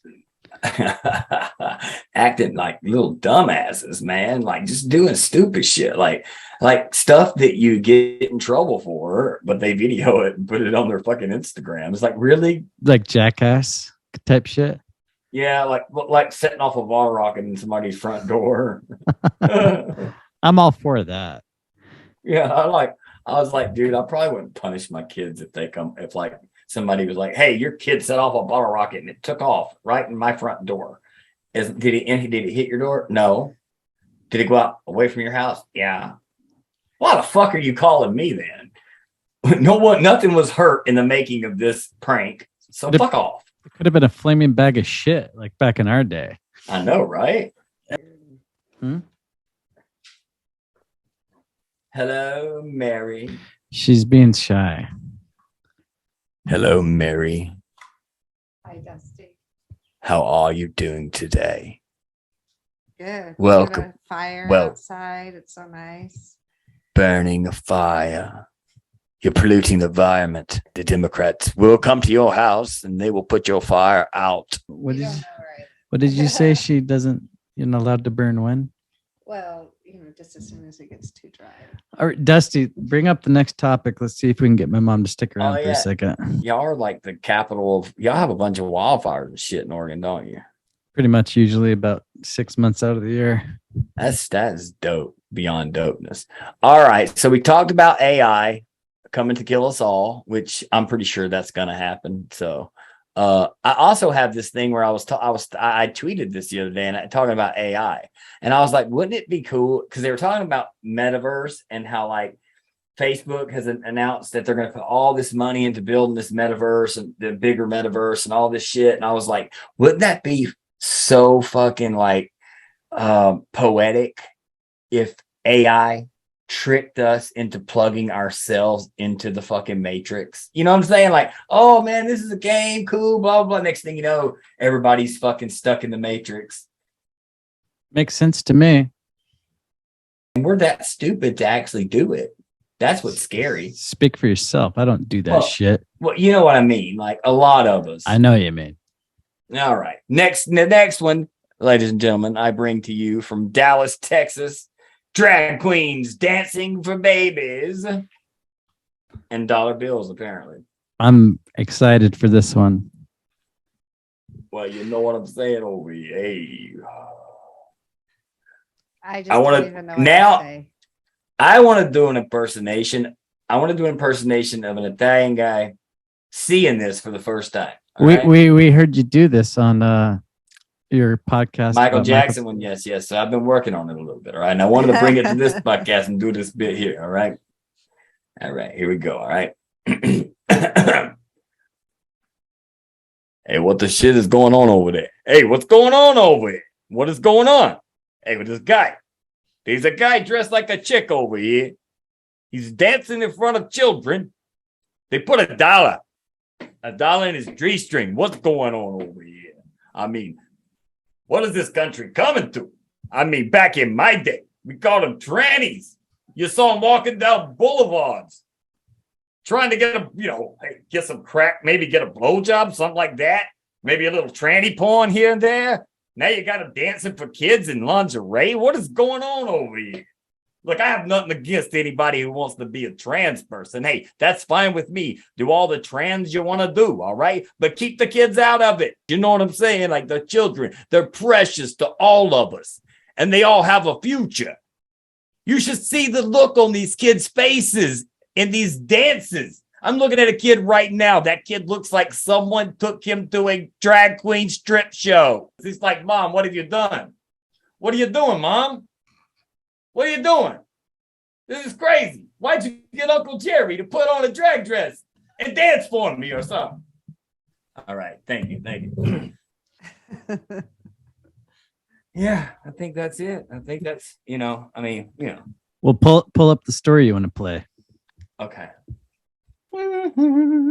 Have you noticed how my mom's being shy right now? Mom, don't be shy. You can't be shy. Being shy is for the shy. All right, drag queens we are. The drag queen event. I like drag queen events. I used to have a mate that was a drag queen. And I told him, I said, you know what? If you live around here, you're never going to be able to be yourself. You might as well move away. I was like, this place right here, that's not going to be good for you. No one's going to ever accept that you're a female. They already know you as a male. He didn't listen. He got made fun of a lot. All right, I shall read this to you. A drag show at a Dallas area gay bar over the weekend is causing a stir and discussion over whether or not kids should be around drag events. It's the latest in a storied battle, a battle between good and evil, whether people will die if children aren't allowed to watch grown men dressed as women dance in front of them. Viral videos circulated on Monday appear to show a few children with adult guardians, of course. Parents are there because they want to watch the drag queens dance as well. At a club while a drag queen danced to an Ariana Grande song, which, by the way, I will say I do love Ariana Grande myself, and I like to dance to her quite often, usually wearing lingerie, but never, I will say never, in front of children, mostly my wife.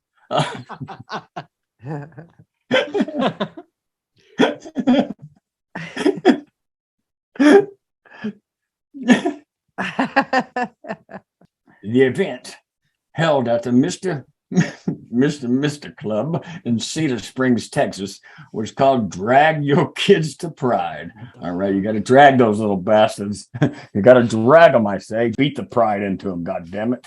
All of them. You got to just grab them. You take a rainbow colored belt and you beat the bloody shit out of them all. And then they'll be just right for taking them to drag queen shows. All right.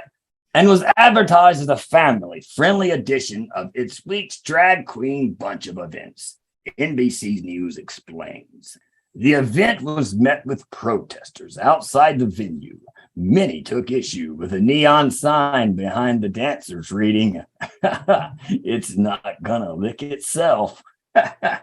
Those silly protesters, that sign, it doesn't mean lick a penis. It's talking about lollipops. Don't you know it, you dumb son of a bitches?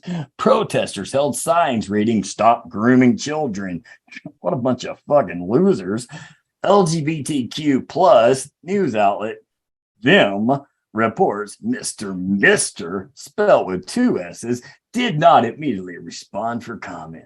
On Monday, Texas Representative Brian Slayton, Republican Mineola, said he will introduce legislation that will ban minors from drag shows. Thank God he's making these laws. Why aren't they already in place? But thank God. I wonder if I can take my child to a strip club. No. On Monday. He's got the giggles.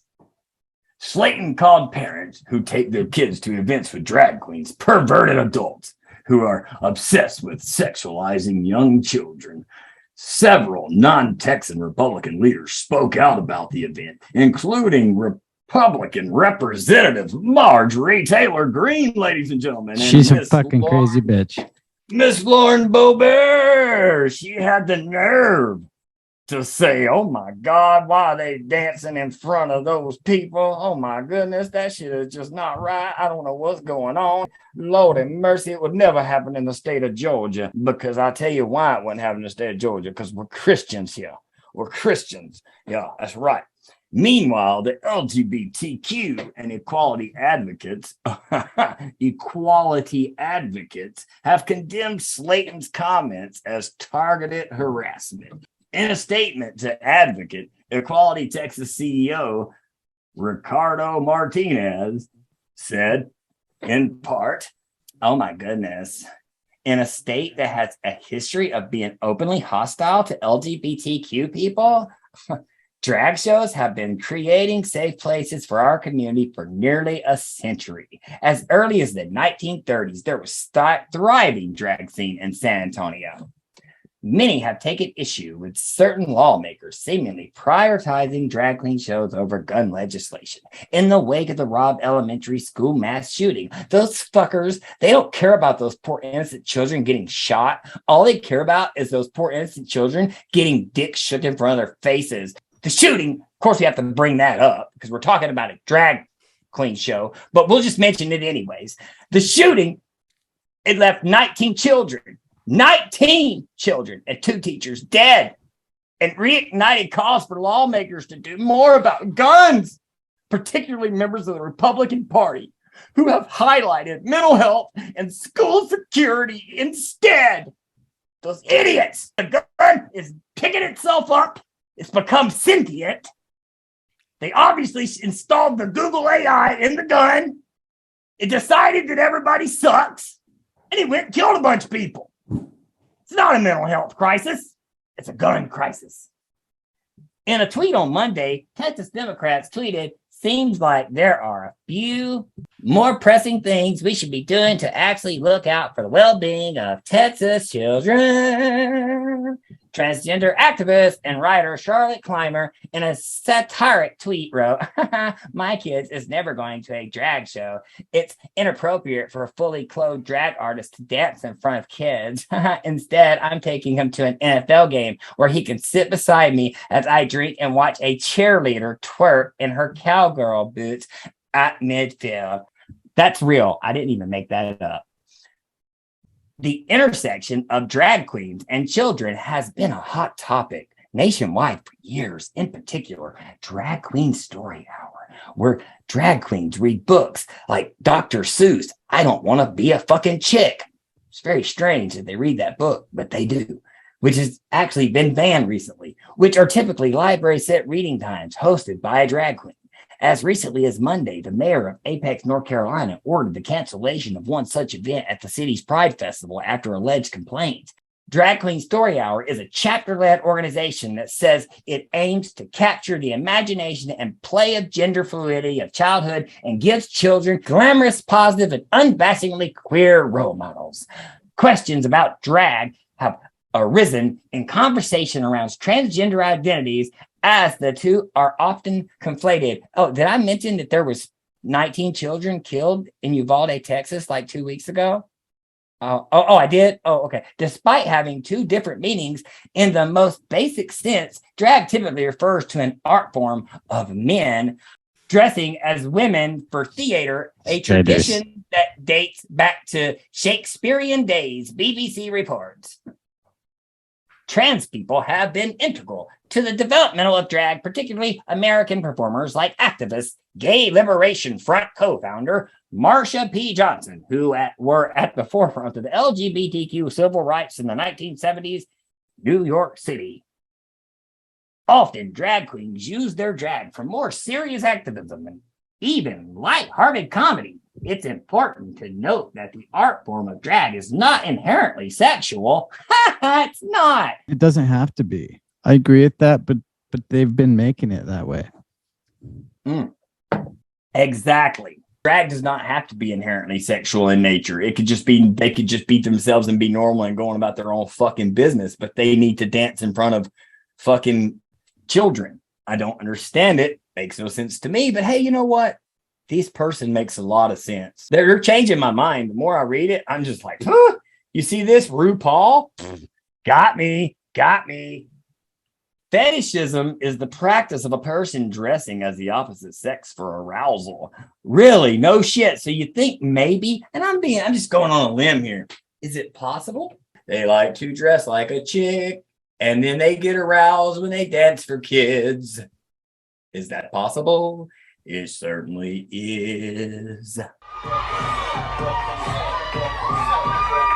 This is the Drag the Kids to Pride event at Mr. Mister's in Dallas's Oaklawn neighborhood. Organizers promoted it as a family-friendly drag show where kids danced with the performers. What came with it were protests outside. You people are the symptom of a dying society, and you know it. You're scaring children! Shut up! The organizers say today was a family-friendly event with a safe environment separate from their normal operations. In a statement, they said, "We believe everyone should have a space to celebrate who they are. Mr. Mister's is a place where everyone is welcome to feel accepted, safe, and included." I've been here like every night throughout the week. AJ Cruz has worked at Mr. Mister's for about 2 years now. He said today's event allows people to express themselves. There was a lot less people drinking today, so that would make it more kid-friendly just because there's so many people here. Everyone just came from all walks of life and, just enjoyed Pride. Right. The sexualities and gender identities of people who participate in the activities are wide and not generally tied to drag. In the mainstream, TV shows like RuPaul Drag Race have helped dispel previous notions of drag queens to a wide audience.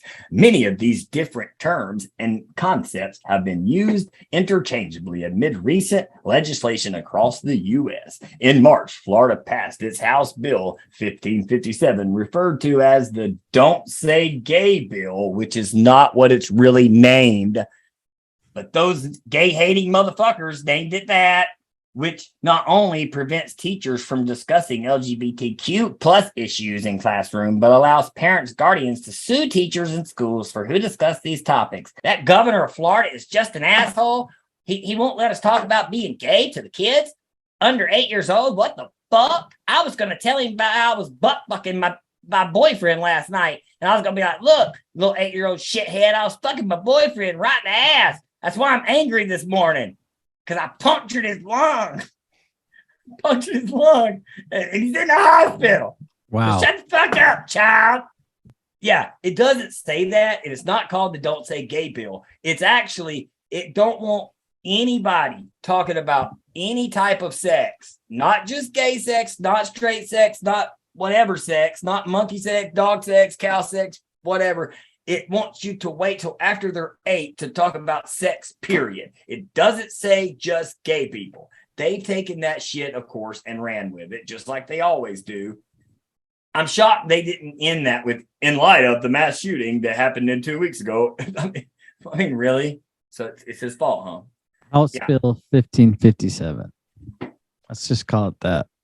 Like the whole thing. I'm almost done with the articles. I only got 2 paragraphs. Yeah, it's pretty much done. All right. Many of these different terms, concepts have been used interchangeably amid recent LA. Okay, I already read that. All right. Governor Abbott previously directed the State Department of Family Protect Services to investigate parents who help their kids get gender affirming care. All right. So we've talked about that before. Like, really, dude? Like, seriously? Like, my 5-year-old wants to think she's a boy, so I should go start putting her on hormones so she don't go through puberty or whatever. Get the fuck out of here. That shit's insane to me, dude. I wanted to be goddamn Cobra Commander when I was 5. You didn't see my mom going and fucking finding snake DNA and injecting it in my asshole, did you? It's because your mom is not a good mom. Yeah, she was a pretty shitty mom for not doing that for me, because I really wanted to be Cobra Commander. Like, I really wanted to be a fucking snakehead dude. I mean, like, you know what I'm saying? As a matter of fact, I identify as a Cobra. I just want you to know that. I haven't had the surgery yet, but thanks for telling me. Now, what are your pronouns? Hiss, and slither. Slithers. All right, it's out in the open now. That's right. Hiss and slithers. I go for one. It shouldn't even be a topic that we're having to discuss. But it is. I've heard people use examples of, like, you know, they're like taking your 5-year-old to Hooters, but not really, because the Hooter girls don't dance for you, right? They don't. I hope not. You don't put dollars in their G-string or whatever. It really would be more like, say, taking your child to a strip club. Yeah. Honestly, that's you know what it is. That, to me, that's, you know, I can't take my 15 or 16-year-old son to a strip club, but yet I could take him to a drag queen where they're dancing in lingerie, like skimpy lingerie. I don't know, man. It's just, I think it's another distraction, bro. I mean, I think they use this whole equal rights, LGBT, fucking racism stuff, everything. They use it to distract us from what the big deal is. And, you know, taking a serious note here, bro, I mean, like, if you really think about the way they fucking present each of these things, there's always something else going on. And fucking now they want to give them another $1 billion to Ukraine. They hadn't mentioned that until now, but I bet you they've been working on it for a while. You know what I'm saying? But I guarantee you that was kept out of the news for shit like this. It's just fucking crazy to me, man. I don't know. How do you feel about drag queens dancing for small children? How does your mom, where's your mom at? I want to know how she feels about it. We should put her on the spot. You want to come tell Dusty wants to know how you feel about the drag queens. I'm going to go pee. I'm going to see if my mom will talk to you about this while I go pee. All right, I'm going to go pee too. So, no. You want to take a break? Actually, and then... Yeah, let's take a quick break. I'm going to go pee. Okay. Yeah. I got to take a biggie. I like it.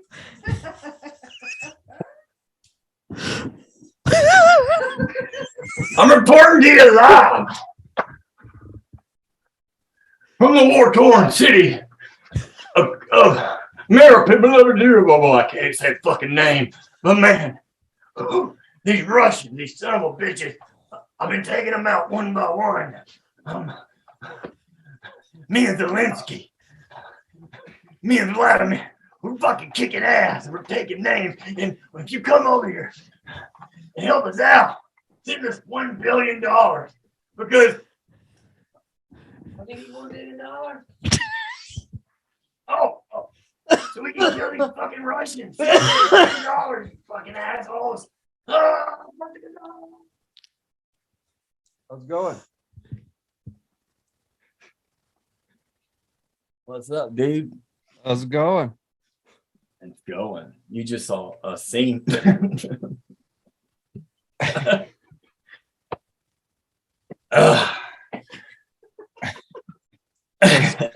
Squirt gun? It is a splat ball gun, baby. Woo! This is what I call an AR-15. Full goddamn automatic. I just flip this here switch. You can't see it good because my green screen. This thing's green. But don't let that toy color fool you.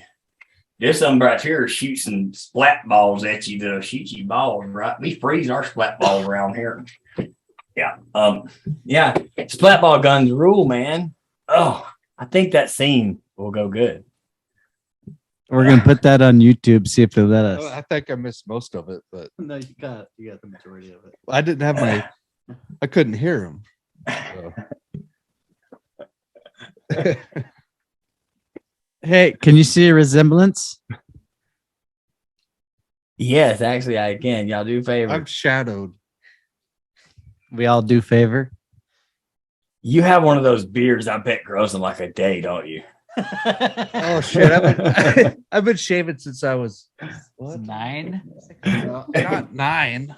Jeez. You look like you could shave at night and have a full beard in the morning. Well, you do too. No, Well, man. that's like 20 years right there. Yeah, I've been, dude, I forgot. I was gonna use my lightsaber to fuck up the Russians. God damn it! Oh, fuck them up with my lightsaber. I was gonna stick it. We could use it in the future, bet. Well, hey, Putin's dying of what'd they say he has? Parkinson's. Oh, it's Parkinson's. Parkinson's? I heard cancer. I've heard all kinds of things. He's probably dying from anal probes or something. He's probably already dead. That's what I keep telling him. My name is Vladimir Putin. I've been stopped in the ass until I died. I don't know if you can tell my brother doesn't watch our show, but have I not been telling you that Putin's dead since we started? Yeah, you have been saying that. It's so easy to fake shit on the news, like Bin Laden. Bin Laden. It is so. I don't think Bin Laden was ever a real dude. Is that also what I told you? You said that? Yes. Did I not say that to you? Bin Laden. Yeah, dude. They just posted a photo and just created Bin Laden. Well, so I did not shoot any of them. Just the kids. Just the kids. Just the kids. We just fucking went over there and we only shot kids. That was a direct order from Obama. It was just like, look, just fucking shoot the kids, you ass clowns. I'm gonna need your boys to go over there and just shoot kids. That's all you gotta do because we don't want to that's the problem. Well, that's what they did. They kill the parents and the kids become terrorists. That's the model. So maybe if they kill the kids first, then they'll just prevent the terrorists. We got to take them out young until they learn something. What's next on the docket? Oh, the next one's China, baby. China. They're going to be the New World Order leaders. Next thing you know, it's going to be like, oh, hi, welcome to the United States of China. Yeah. I welcome you to the United States of China. You'll be very happy here. And Kamala's going to have here. Kamala's going to have a seat there. Or whoever. Yeah, oh, yeah. She'll definitely be part of the overlord. She'll be like, yeah. I want you to know that in China, the children are Chinese. Can I get an amen? She's always so serious too. She's like, and the children, they were really children. Really? What? They weren't fake. And I just want you to know that I feel like I need to do something. That something is something that I don't know what I'm even going to do because I have no fucking clue what I'm doing, but I'm going to do something. something to solve the problem. And it's like, bitch, what are you talking about? You're not solving any problem. Have y'all seen this latest chick that they got for the White House press secretary? She's a real Jean-Pierre. No, I know that what's her name quit. Yeah, she That makes was that was a while back. Right? few like a month ago. She makes me miss Jen Psaki. Well, Jen Psaki was a fucking fiery, sexy redhead, dude. I like to put it in her butt. I thought there was something kind of about her too. Yeah, dude, she's one of those bitches that wear black leather. If you were drunker than hell, you wouldn't turn that down. I wouldn't have to be that drunk. Dude, she's one of those chicks that would strap on a fucking dildo, bend you over, and ream your fucking asshole and make you feel like you owed her something afterwards. Well, I'm not into that shit. I know he is. That's why I liked her. Oh, no. Jen Psaki will definitely. She'll make you. She'll just be like, do it. But I don't like it. He kind of likes he likes the dildos. I like it in the butt. Teach I'm not gonna lie. Hey man, I've had my prostate massage before. You know what I'm saying over here. Hey, you've been married for 18 years. You gotta get a little experimental over here. You know what I'm saying? Hey baby, come over here. I need you to do something for me. What is it, honey? I need you to take this dildo and stick it in my ass. Are you serious? You want me to stick that dildo in your ass? What the fuck, did I stutter?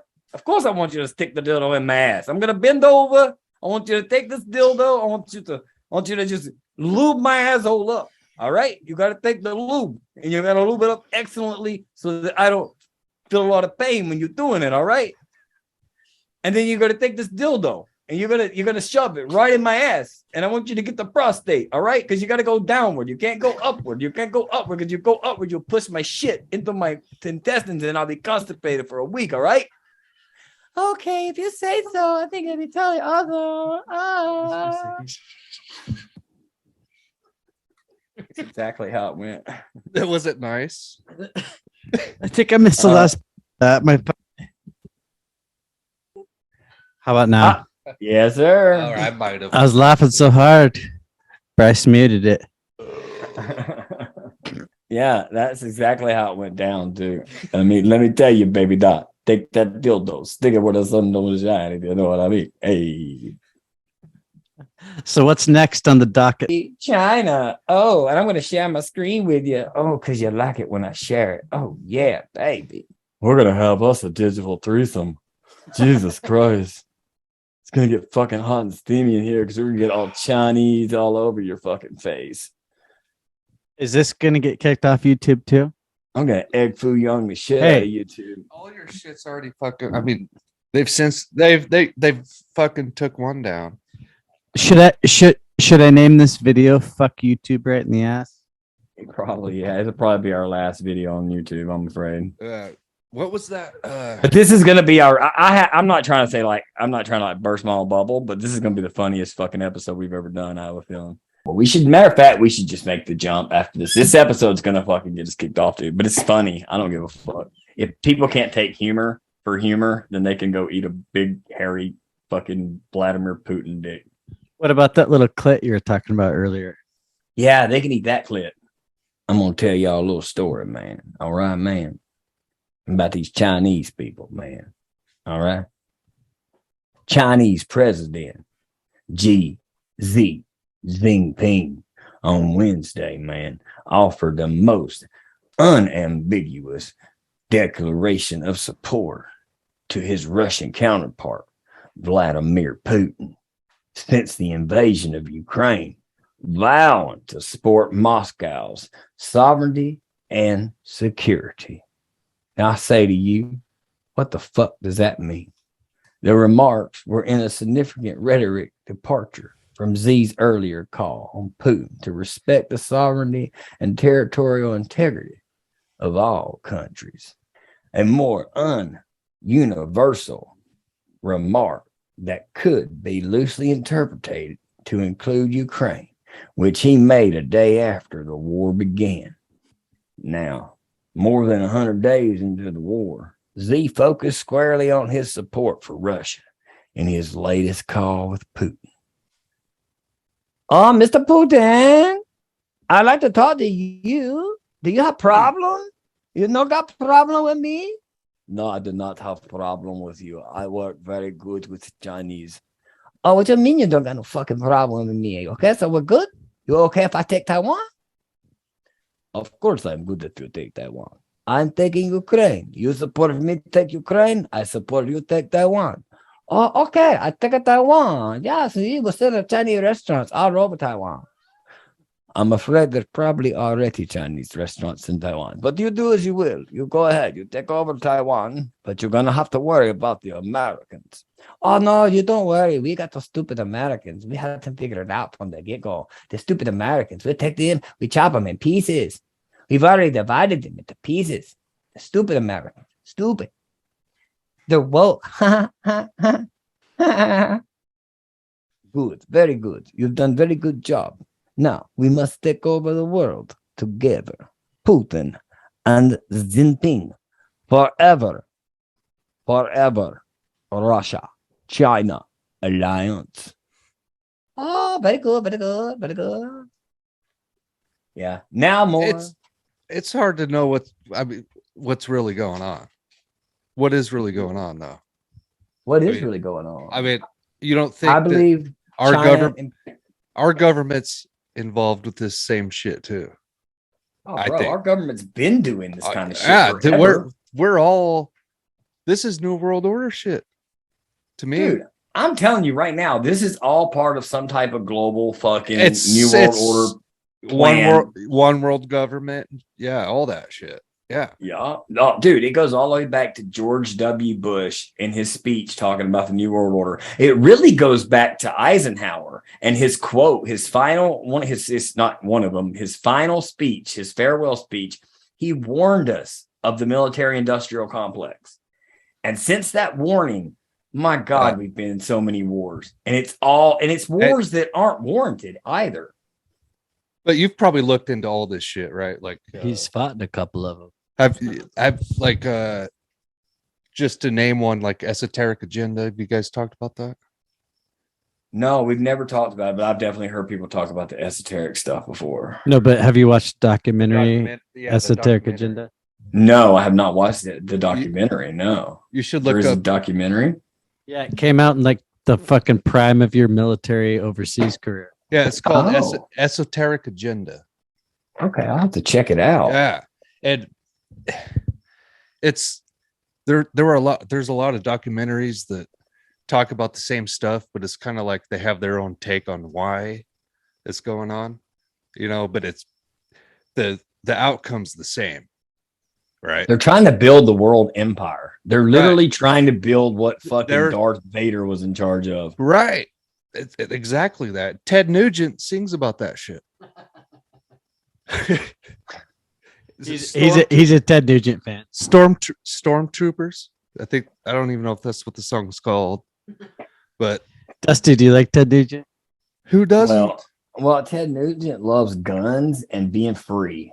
Why wouldn't you love that? And why wouldn't you like Stranglehold, man? That's one of the best songs ever. It is a good song. You know what, man? I tell you what, anybody who's for shooting guns and being free, I'm fine with them, dude. If they're not out hurting anybody else, I'm good. I'm so good with that.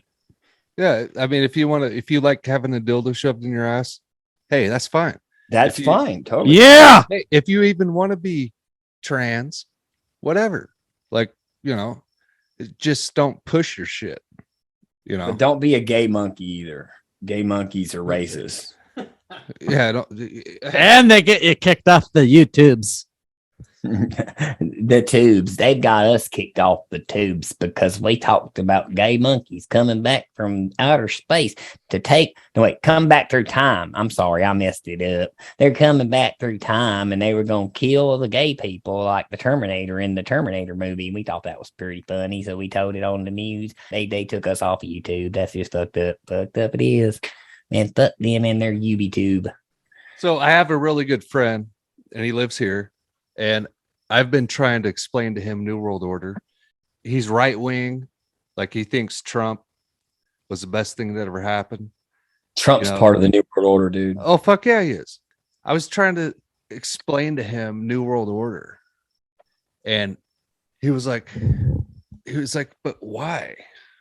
Like, why do they want to do that? And it's a tough one to answer. It's like, really though, why? Because power is fun. Like, well, that's okay. So I the couldn't government answer wants it. I was complete like, control. right. The government wants complete control. So this is the plan that they've set forward. And this is why I believe Donald Trump's part of it. Donald Trump was very, what's the word I'm looking for? Very controversial, I guess you'd say. But a large amount of people just fell in love with the dude. Like totally in love with the dude. He wasn't a All right? politician.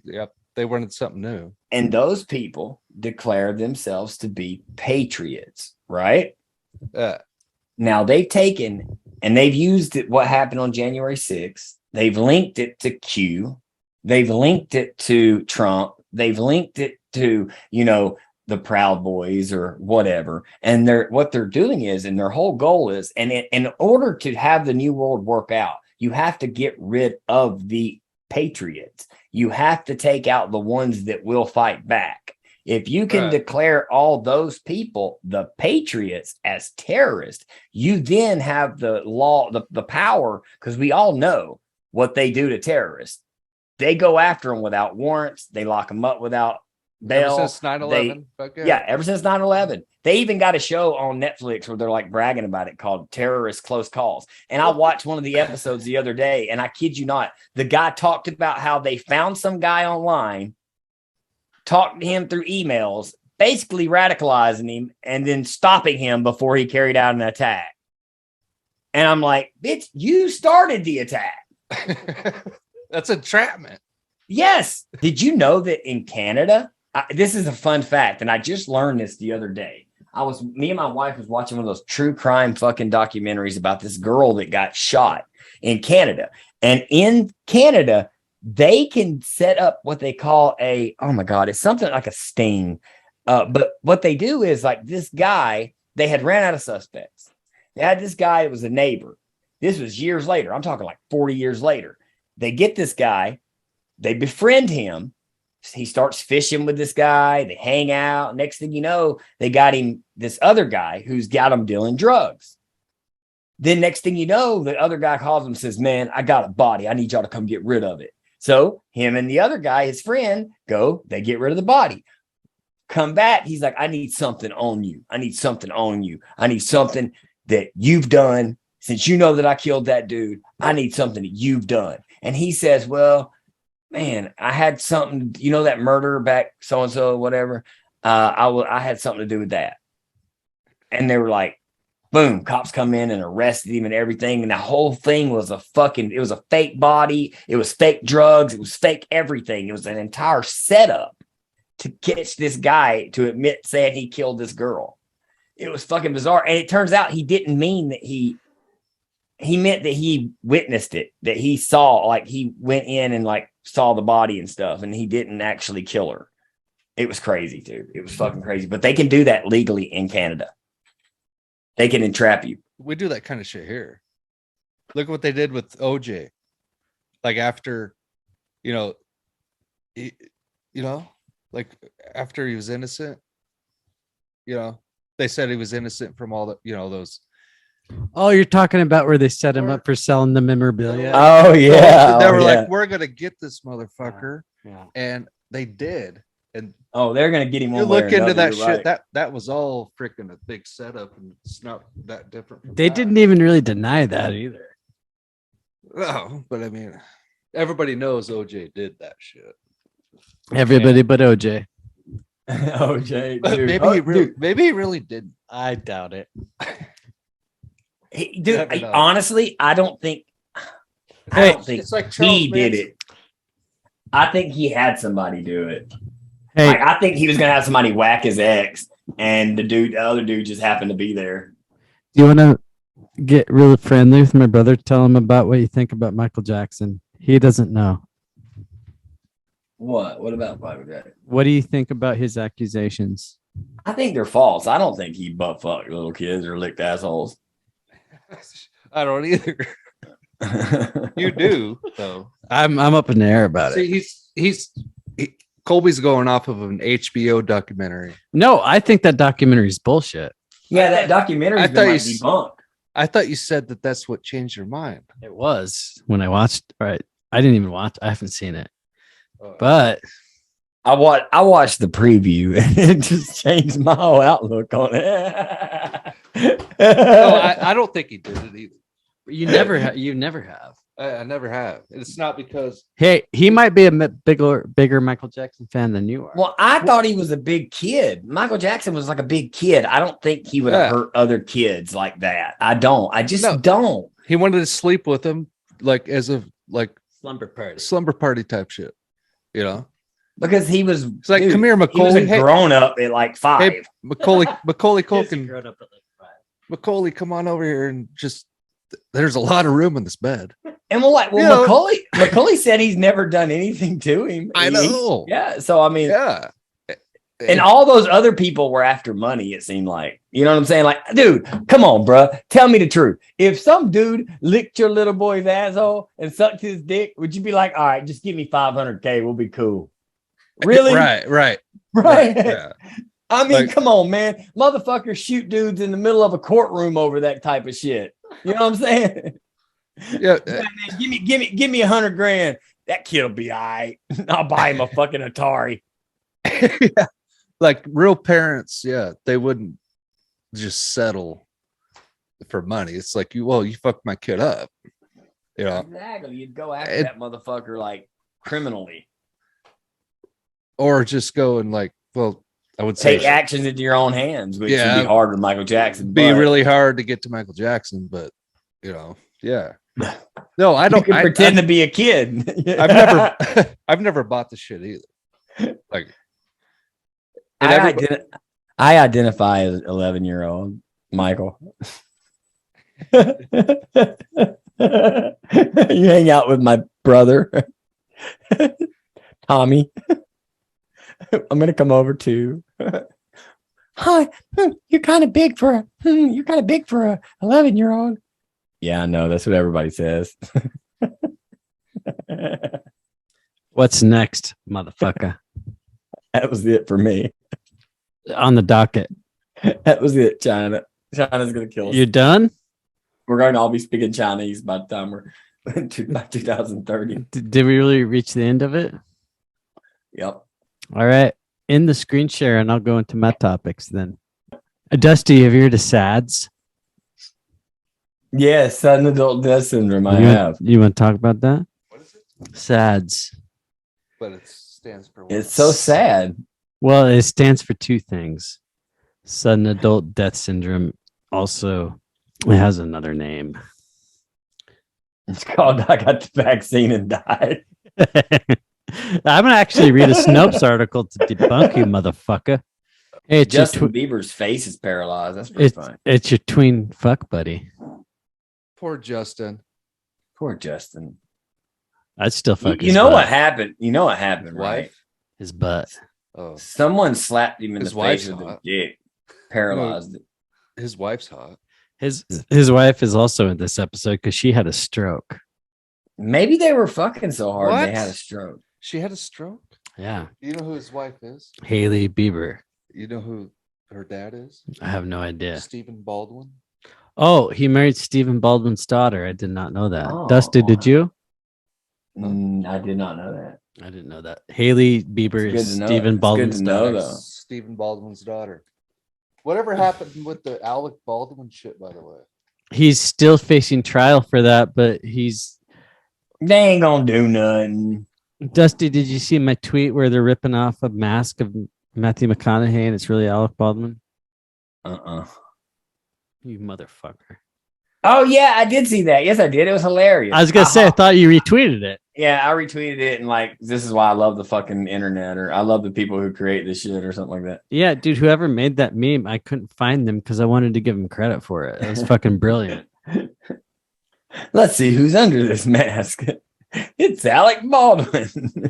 All right, here's the article, and it's written by David Gorski on June 13th, 2 days ago, 2022. I must admit, I never thought I'd be ready. You can feel free to do your animated sign language choreography. I must admit that I never thought I'd be writing about Justin Bieber on SBM for any reason. But such are the strange times that we live in today that I find myself doing just that. In Uvalde, Texas. I added that part. Sure, I could imagine Bieber being featured on this blog for being yet another celebrity spreading anti-vax misinformation. Disinfobation, for example, but to my knowledge, I've never heard about him doing that. Also, being the old fart that I am, I must confess that I'm not a believer and never have been. Such is life. However, over the weekend, Bieber's name has started bubbling up on my social media feeds with fans sharing a video that posted to Bieber's Instagram feed, which I'll repost here.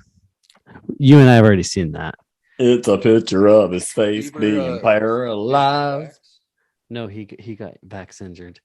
Bieber explained the entire right side of his face was unable to move, and he could only smile and blink on the left side. As you can see, this eye is not blinking. I can't smile on this side of my face. This nostril will not move. So there's full paralysis on the side of my face, he said in a video posted on Instagram. The singer, he hoped fans now understood why he had to cancel a set of tour dates. So for those of you who are frustrated by my cancellations in the next few months, I'm just physically, obviously not capable of doing them. This is pretty serious. I can't watch him. As you can see.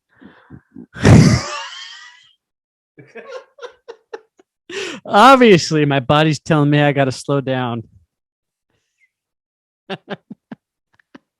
He said before adding that he'd take time to just rest and relax.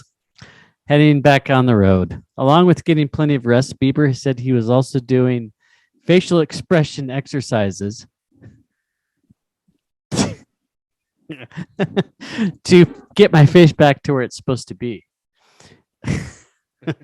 It will go back to normal, just time, and we don't know how much time that's going to be, but it's okay, he said. And I hope, and I have hope, and I trust God that I trust this is all for a reason. I'm not sure what that is right now, but in the meantime, I'm going to rest. It's because Jesus loves me, this I know. The health update comes a few days after he's forced to postpone a number of tour dates, citing health concerns and saying his sickness was getting worse without providing additional details. Whatever my opinion of Justin Bieber as a performer, he's obviously talented and just not my cup of tea. I couldn't help but feel empathy for him as he apologized to his fans for canceling a number of upcoming shows because he physically can't do them and demonstrated how one side of his face is paralyzed. We'll discuss potential causes in a moment. Hint, it wasn't the vaccine, COVID-19, or otherwise. You think this is a biased article? Well, but first, let's take assholes and their vaccines. Fucking conspiracy theorists. Jesus fucking Christ. But first, let's take a look at the sadly predictable reaction. On Friday, Stephen Kirsch stated explicitly, "Why I'm 99% sure that Justin Bieber's facial paralysis was caused by the COVID-19 vaccine." Subtitling it, "Was it vaccine related? That's what the math says. Here's my calculation." As usual, his math rests on misinterpretation of the VAERS database. That stupid database, that shit ain't true. They lie. For a more accurate representation of VAERS, I would say, what episode number was that where you had deplorable Janet? It's just unspeakable truth. Medical chaos, actually. It's caused by the vaccine and the confusing of correlation with causation, all using the usual chicanery. The usual chicanery has a little link underneath it. I met a girl one time named Chicanery. She was fucking awesome. Should we check? Should we click on this? You should click on the chicanery. Whoa. Oh, it's a picture of her. Dude, talk about fucking Mockingbird Media. Stephen Kirsch is a dumb son of a bitch. Don't know what he's talking about. He's a dumb son of a bitch. Dumb son of a bitch. How soon did this happen after he was vaccinated? I don't know. Do you know? Reports say he received anal treatment around Thursday afternoon. By Sunday morning, he had face paralysis from the anal treatment for coronavirus. So is this from the booster?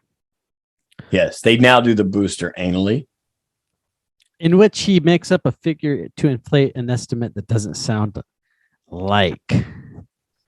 What's that mean? It doesn't Sounds sound like I don't know what the fuck period. you're talking about. Meanwhile, a fake news site, Vancouver Times, a fake news site. Why are they even like quoting a news site if it's fake?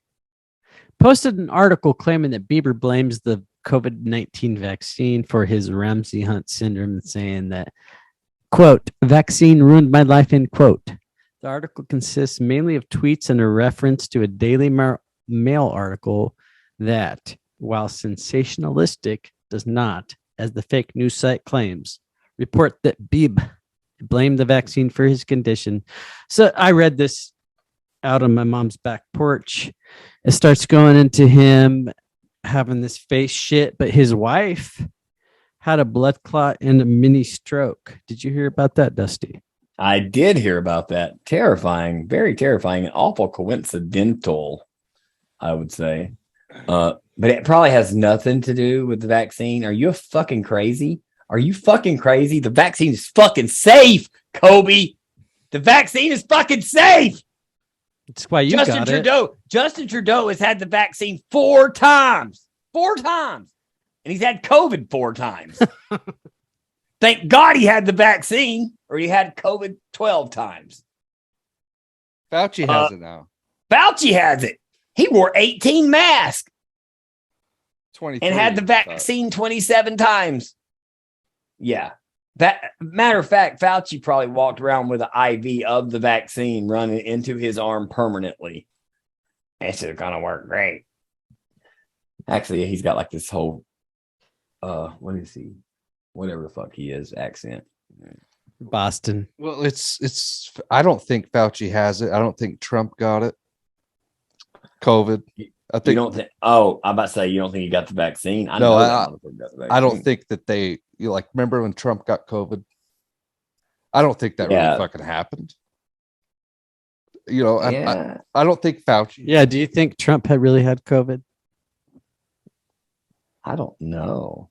I don't know, man. Like, probably not. Or maybe. Fuck, I don't know. Maybe. What the fuck's wrong with you? It seems like Fauci does not have it. All these Fauci isn't even a real person. Have you noticed all the world leaders have COVID? Yeah, and they all say the same thing. Like, thank God I got vaccinated. Bullshit. They fucking are not. Have you seen the tombstone? It's like, thank God I got vaccinated on the tombstone. I have not seen that, but I love it. Famous last words. Thank God I've been vaccinated. My death would have been so much worse. I can see it now. Oh, Kobe. This is it. This is it, Kobe. I'm dying. Oh, I just want you to, my last words. Tell my wife. Tell her. Carrie. Just say Carrie. He just wants you to know. Oh, he's so glad he got the 5th booster. Rosebud. That's exactly how it would have been. Rosebud. Rosebud. Citizen Kane. Oh no, I don't know. I haven't seen that in like 20 years. Hey, we're gonna watch that on a field trip one of these days when I come visit you. Indeed. Were you trying to get me to move to Alabama because of the Oregon drought? I was like, yeah, move to Alabama. There's all kinds of water down here. Yeah, because y'all got swamp ass. Yeah. Actually, Alabama's not terrible if we could just get big pharma out of government and get middle road people in the government and stop having far right people and don't get far left people. We just need middle of the road people. I think we'd be okay. But that all sounds like a big fucking if, like 10 of them. It's never gonna happen. I think I'll stay over here for now. All right, so can I play for us an NPR little ear douche? Of course you can. Well, I love when you say that to me, baby. Yeah, if you got a bit, now's the time to do it. This Russian propaganda bastards. Oh, we need to do the fucking establishment piece of shit of the week. I sent. So go to our disinfobation email. I sent you his website. In the email? Our disinfobation Gmail. United States Senator John Cornyn. Tough on crime, weak on being human. Let's see. We can contact him. Would you like to contact the senator? I would like you to write this senator and tell this son of a bitch to retire. He assumed office December 2nd, 2002. This piece of shit right here, he's a real piece of work. He is Senate Minority Whip. That means he sucks dick in for them, like he sucks Mitch McConnell's penis. He like, and he all that good stuff. Let's see. He's a Republican. Okay, so John Cornyn is an American politician and attorney serving as a senior United States Senator for Texas, a seat he has held since 2002. He was the Republican Senate Majority Whip for the 114th and 15th Congress. He sold you out for your fucking Second Amendment rights. That's what you need to know. Him and 10 other douchebag Republicans voted for this piece of legislation that's just 1 inch closer to taking the Second Amendment and rubbing your dick all over it. Let's see. Cornyn announces bipartisan agreement. This is exciting. U.S. Senators John Cornyn, Republican, Texas; Chris Murphy, Democrat, Connecticut; Tom Tillis, Republican, North Carolina; Kirsten Sinema, along with Richard blah, blah, blah, Roy Blunt, what a cocksucker; Cory Booker, Richard Burr; Bill Cassidy, Republican, Louisiana; Susan Collins, Republican, Maine; Chris Coons, Democrat, Delaware; Lindsey cocksucking Graham, Republican, South Carolina. He's another motherfucker that should retire. Martin Heinrich. Yeah, he's real fucking German stock, I'm imagine. Democrat, fucking North, whatever the fuck that means. NM. I'm not sure what state that is. I apologize. What the fuck is NM? New Mexico. New Mexico. See how stupid I am? That's why no one should listen to me. No one. Mark Kelly, Democrat, Arizona; Angus King, Independent, Maine; Joe Manchin, Democrat, West Virginia; Rob Portman, Republican, Ohio; Mitt Romney, the King of the Mormons, Republican, Utah; Debbie Stabenow, Democrat, Michigan; Pat Toomey, Republican, Pennsylvania, issued the following statement. Today we are announcing a common sense bipartisan proposal to protect Americans' children, keep our schools safe, and reduce the threat of violence across our country. Families are scared, and it's our duty to come together and get something done that will help restore their sense of safety and security in their communities. Our plan increases needed mental health resources, improves school safety and support for students, and helps ensure dangerous criminals and those who are adjudicated as mentally ill can't purchase weapons. Most importantly, our plan saves lives while also protecting the constitutional right of law-abiding Americans. We look forward to earning broad bipartisan support and passing our common sense proposal into law. You may tell you what this does, right? You know what this law does? This literally takes the ability of every single veteran with post-traumatic stress disorder, the ability to buy a gun, away. Red flag laws. Yeah. Mental health, red flag laws, that will stop every veteran. And nearly every fucking veteran has some fucking PTSD. That's been probably written down somewhere. I promise you. Every Iraq or Afghanistan veteran. Well, I got to hear you talk about how you have PTSD when you're talking to deplorable Janet. I did not know that about you. I do have PTSD. It's terrible. Ukraine's war is now concentrated near its eastern border, and that is where the country's president appeared over the weekend. Video released today shows Volodymyr Zelensky visiting with frontline troops. He's wearing his signature green army t-shirt. He urges his troops to win, but not at any cost. He asks them to stay safe, since the land means nothing without its people. NPR's Greg Myrie is in Kiev and is following this visit. Hey there, Greg. Hello, Steve. How dramatic was this frontline visit? Well, quite dramatic. Obviously, this was not announced in advance. He traveled to near the town of Severodonetsk. That's very much within Russian artillery range. This city has been the scene of the heaviest fighting the past couple of weeks. So he was just a few miles west of those troops, but also Russian troops are pretty close in the north and the south. He was really in the thick of it. He met with troops. He stopped in 2 other towns as well. He met civilians also and said, quote, "I'm proud of everybody I met, everyone I shook hands with, everyone whom I connected with." Now, this is hundreds of miles from the capital, Kyiv, and he presumably traveled by road. Really reflects the critical phase of fighting in the east right now. Well, let's talk about that. What makes this a critical phase? Well, the Russians have really concentrated their firepower in not only in the east, but in a pretty particular part of the east around this city of Severodonetsk. The Russians have been advancing. And just a few days ago, even the Ukrainian leaders were saying Russia had about 80% of this city. It appeared likely to fall. Over the weekend, Ukraine said they pushed back, recaptured part of the city.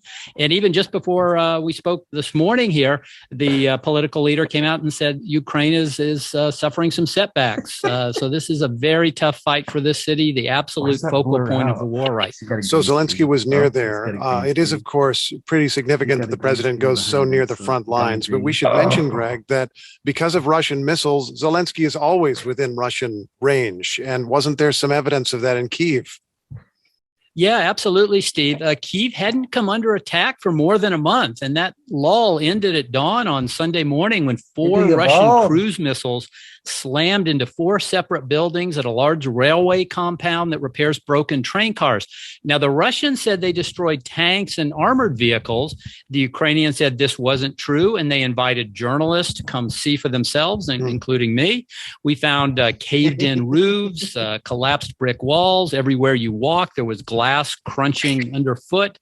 One building was still smoldering, but we saw absolutely no sign of weapons. So something was destroyed, but maybe not what the Russians claimed. Of course, Kyiv remains under Ukrainian control. What is happening in parts of the country that are under Russian control? Right. We don't hear much about that because once the Russians take over, it becomes a bit of a black hole. Let's talk for a moment about Mariupol. I think many of our listeners remember the heavy fighting there that took place before the Ukrainians surrendered. We spoke with the mayor, Vadim Boychenko. He's here in Kyiv, but still in touch with citizens. And he said life there is just miserable beyond words. So he's saying that the water system is broken. It's almost impossible to find drinking water. Food is scarce. There's no electrical power or cell phone service. And Russia is blocking residents from leaving. So all in all, a terrible situation there. NPR's Greg Myrie is in Kyiv. Greg, thanks for the update. My pleasure. Boris Johnson, what a fucking... He wants to be the next Winston Churchill. Not gonna happen. He to comb his hair, change his shirt, or do something. Yeah, he's a trip. Dude, I watched a documentary on him, and all that's like part of a psychology he does. Like he's trying to be like Albert Einstein. Well, he has people that tell him what is bizarre and what he should do to get people's attention. Like he pays people to tell him what to wear weird outfits to. They were showing when he does like dumb shit, he does it intentionally, intentionally makes himself look stupid. And people are like, "Aw, shucks, look how that bloody mate, look at him. He's just like me." that cat, look at him, he's just like me. He likes a pint of beer and he's a bloke. He's a cuffly old fuck. I lock him. He's another person that didn't have COVID either. Wait, I thought he did get COVID. That's what I'm saying. Oh yeah, This motherfucker's 3 steps ahead. Look what happened right after he got it. They locked down that fucking country. Dude, that poor country, man. What's funny is they were out like they had the hardest parties. lockdowns, and then our fucking Fauci was like, "Hey, we need to follow that." We need to do exactly like they're doing. It's all fucking a bullshit fucking plan. But anyway, we're getting way off. There's no off on disinfobation. Yeah, you never get off when you disinfobate. Kind of the point, right? You just keep disinfobating and disinfobating and disinfobating until you've disobeyed yourself to death. Until you get kicked off YouTube on your 3rd episode. our 4 listener must have protested. I hope they fucking are. Like, do you think there's going to be a civil like war? A civil war? Do you think we're going to have a civil war? We're currently in a cold civil war as we speak. We are, but do you think it's going to be a full blown one? If they do go after the American public's guns, I'm afraid that it's not going to be something that it's not going to be pretty. No, I think it'll be real bad. I think it'll be real fucking bad. I'm just wondering if they'll let it escalate into a civil war, or if they're going to put a stop, shut shit down way before it even gets that way. I can tell you right now what's going to happen. Hold on one second. I'm going to show you what's going to happen. I'm so fucked up. Look at his dildo. Because they've ran out of ways to fuck us. See, Bryce hasn't watched this podcast, so he doesn't know about our last episode. All right, so they're gonna start using drones and fly them and fuck us in the ass. They're gonna just be like, you're gonna just walking down the street and be like, "You're a terrorist! Oh my god, it's a drone with a dildo! He's fucking me in the ass! Oh my god, it hurt!" Weapon of ass destruction.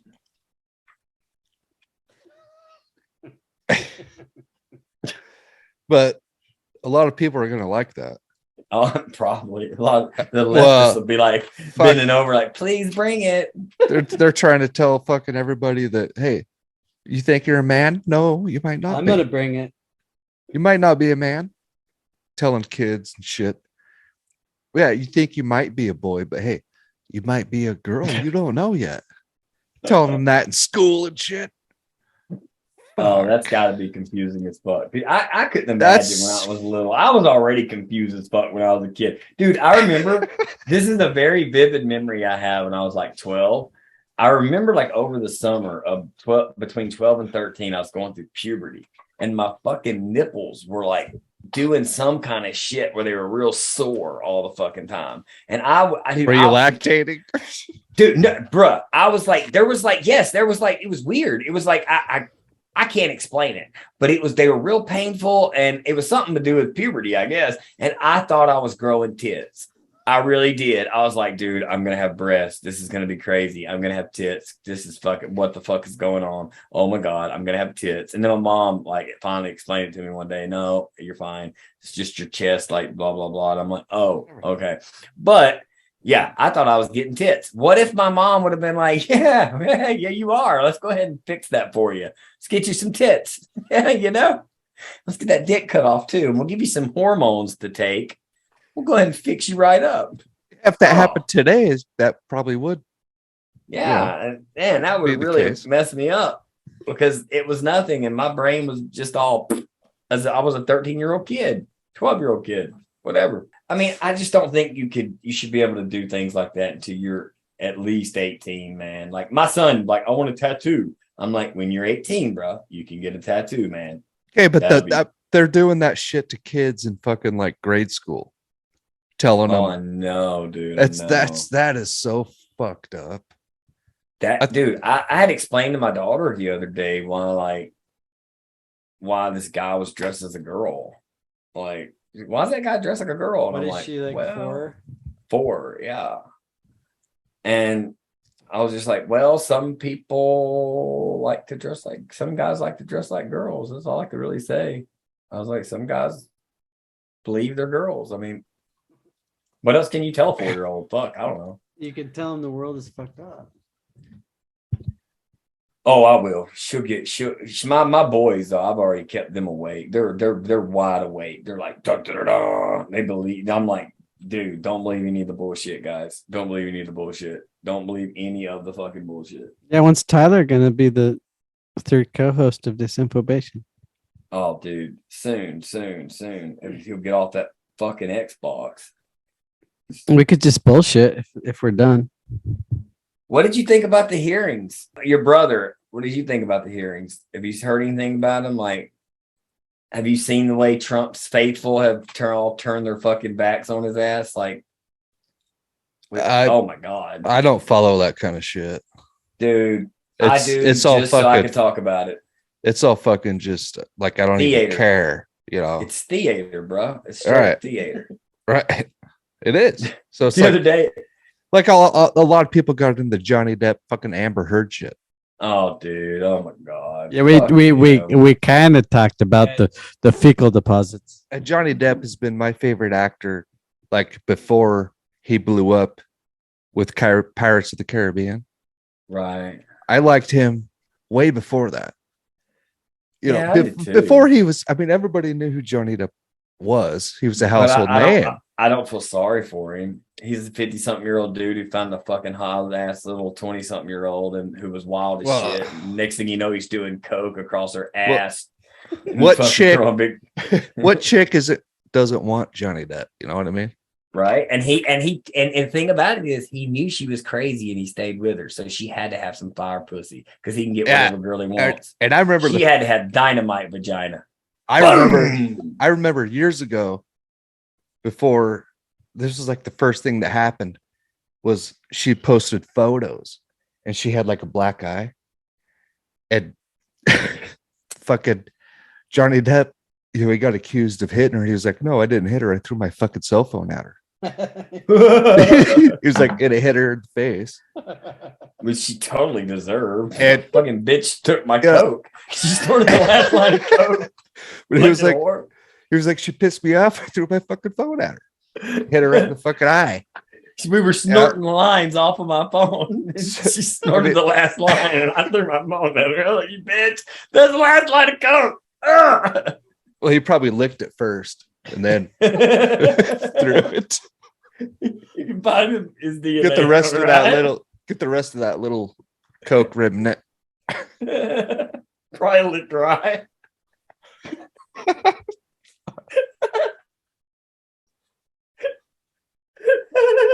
Since we didn't do it this week, how close is Putin's finger to the button? Oh man, his finger is really, really close to the button. Your usual answer. My usual answer. His finger is up my brother's ass this week. What do you think? How close is Putin's finger to the button? Fucking, the button's over in fucking Tennessee. It's close to Dusty.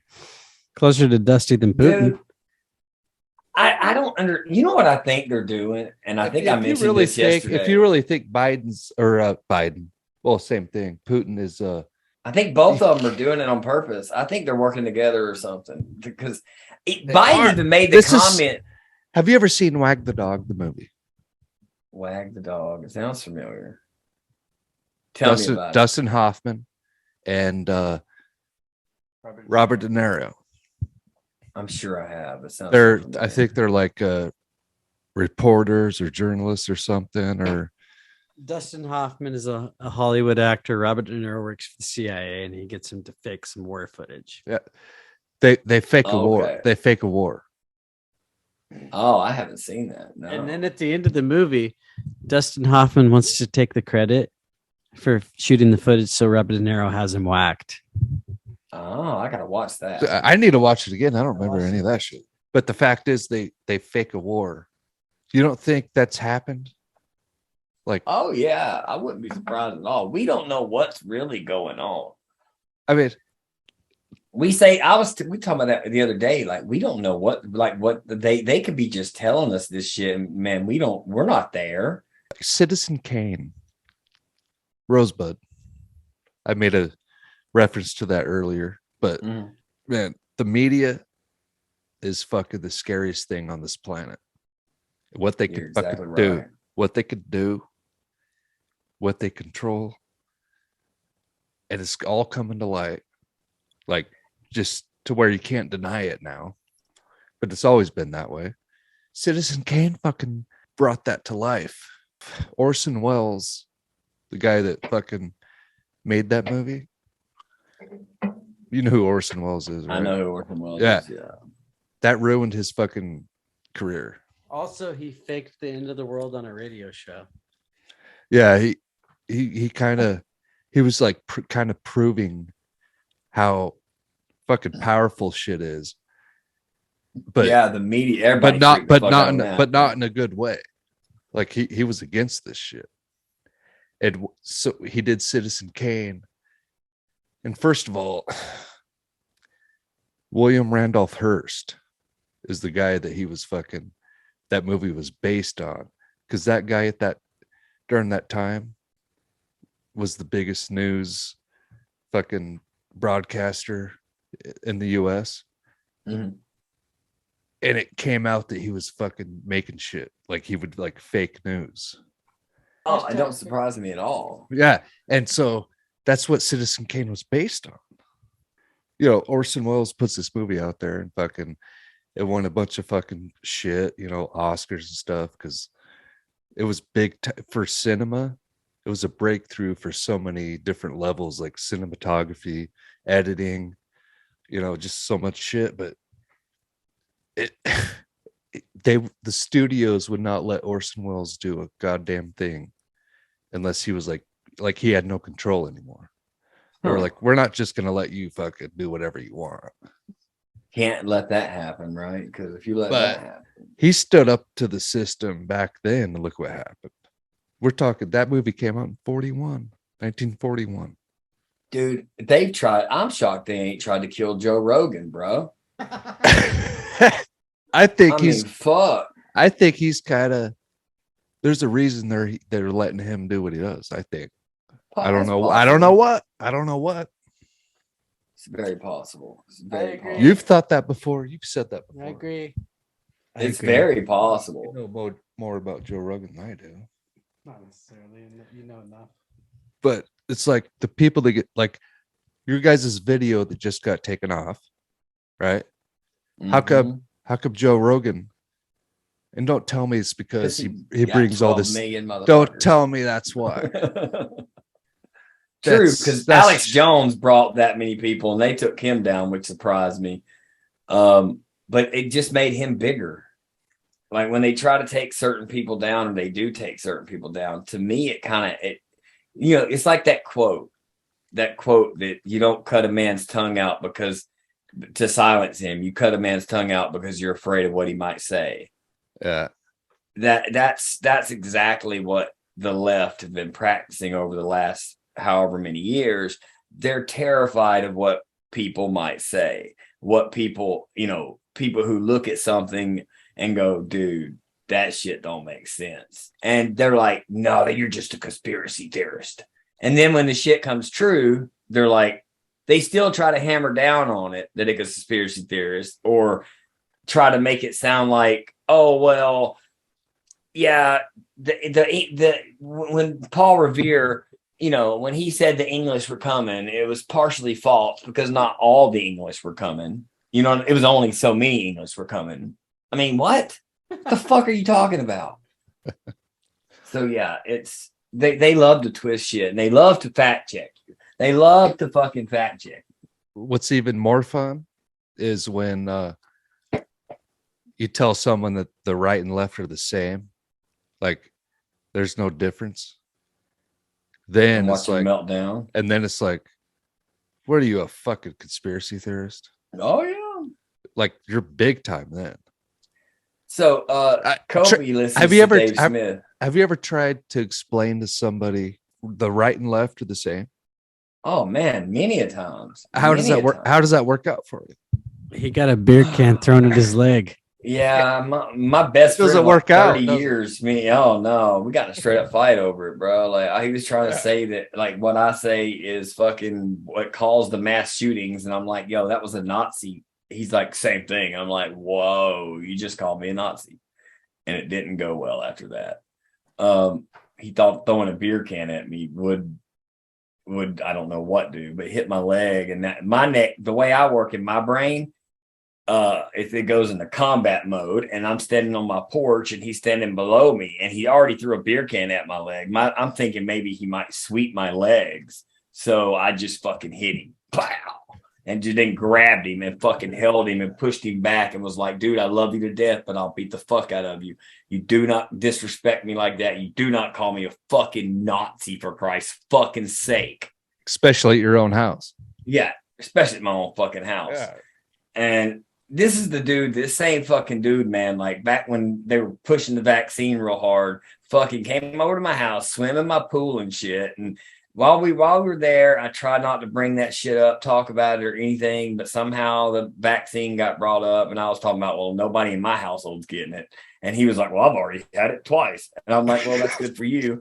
And then he goes home and like a day later sends me like fucking a 2-page text about why I'm putting my family at danger for having a pistol in my house and not getting them vaccinated. I'm like, dude, shut the fuck up.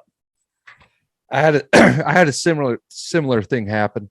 I don't know if Colby's explained to you where we're at in Oregon, because people think about Oregon and they think of like, oh, left, right, yeah, like Portland. People think of Oregon as just like Portland and Salem.